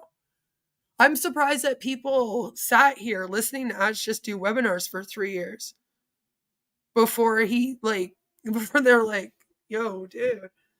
Like, we were watching this thing at the beginning when it didn't have any products going, how have people already been here for like 2-3 years just waiting? And not much has changed. I know it seems like a lot has changed, but when you think about the fact it's been going for 5 years, nothing has happened here. Like, we should be way ahead. What if this is the one that works, Michael A? Right? Oh no, tell her I'm sorry. Gary, that would ruin my marketing plan. The members will follow Ash to these countries when he is prohibited to operate in the US. They will be facing massive cognitive dissonance, but they will blindly follow him. Unfortunately, yes, they already are. I mean, you could put the SEC lawsuit like right in front of their faces, and they'll pretend like they went blind all of a sudden. I do think Ash and his lawyers will settle the SEC lawsuit middle of next year, and he'll bugger off to the Middle East, taking most of the dumbfounders with him. Yeah, I don't know if they'll all follow him to the Middle East, but I already think he's on his way there. Oz on Behind MLM did a whole article, and Devil's Advocate looked into his money too and saw that he was sending all of his money to Dubai already, and we were like, well, this isn't good. This isn't a good sign. So he's already doing that. We're using this weird cryptocurrency system now. As I pointed out, it's sus as fuck. All right, it's sus as fuck. Please be very careful. I'm like really scared of it being connected to the website. You guys already know. And I'm sure that Mark would agree with me that the security on this site is questionable at best. Like, I don't want to input my bank information. I refuse. Like, I would not want to connect bank information to the payment processor that they are using in this moment. It is very, very sus. And I urge you to not buy OConnect or join Onpassive at all. If not because it sucks on its own, because you cannot trust this payment processor. It's very suspicious. And if you haven't seen the beginning of this stream, make sure that you go and watch it. You know, we would finally see Marty stand. Yup. Maybe he will just lay down the whole time. You don't know. You don't know how he makes sandwiches. Ash was always frustrated. He couldn't get into NASA astronaut program. I mean, would you have let him in? You've seen him. That's all right. We're wrapping up here anyway, Louisiana. You have a great day. What if Onpassive working with cartels or shady individuals running processors? Yeah, well, I don't know about cartels, but they are definitely... Ash is a shady individual, and he knows how to do his own cryptocurrency stuff that is very suspicious, and I don't trust his O-coin, and I don't trust his payment processor. I don't trust him. I don't trust the company. I don't trust the privacy and security of the company, of the website, of any of it. I don't trust any of it. So I just tell people, I would not go on there and put any bank information. If you do want to go and try it out and buy it, I would strongly recommend getting some kind of prepaid Visa card to do so. If you can, or yeah. Because I don't trust any of the crypto things either. I don't know. An AI expert, Ash incompetence. I like it. Yes, make sure to slow down the processors. Remember, wait half an hour between payments, because you're supposed to pay for this several different times, like 500 times in all 35 million accounts. Anyway, guys, I hope that you had fun. We went over the new payment processor and why it's a worry at the beginning of this. And then I played the video from Mark B where he gives his opinion and walks us through all of the Onpassive stuff.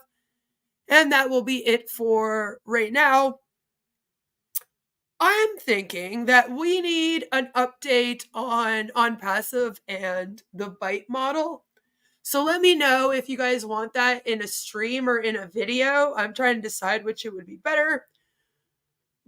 But But I will probably have another Onpassive video out for you guys in a few days where I'm talking about something else, so stay tuned for that.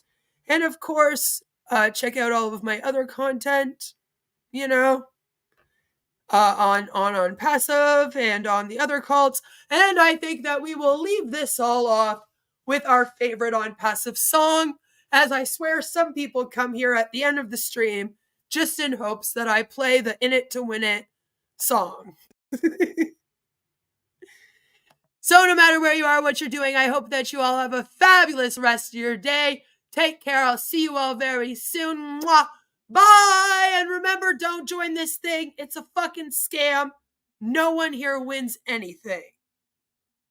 You might eventually win having to claim bankruptcy, but that doesn't sound as fun as... It doesn't sound fun at all.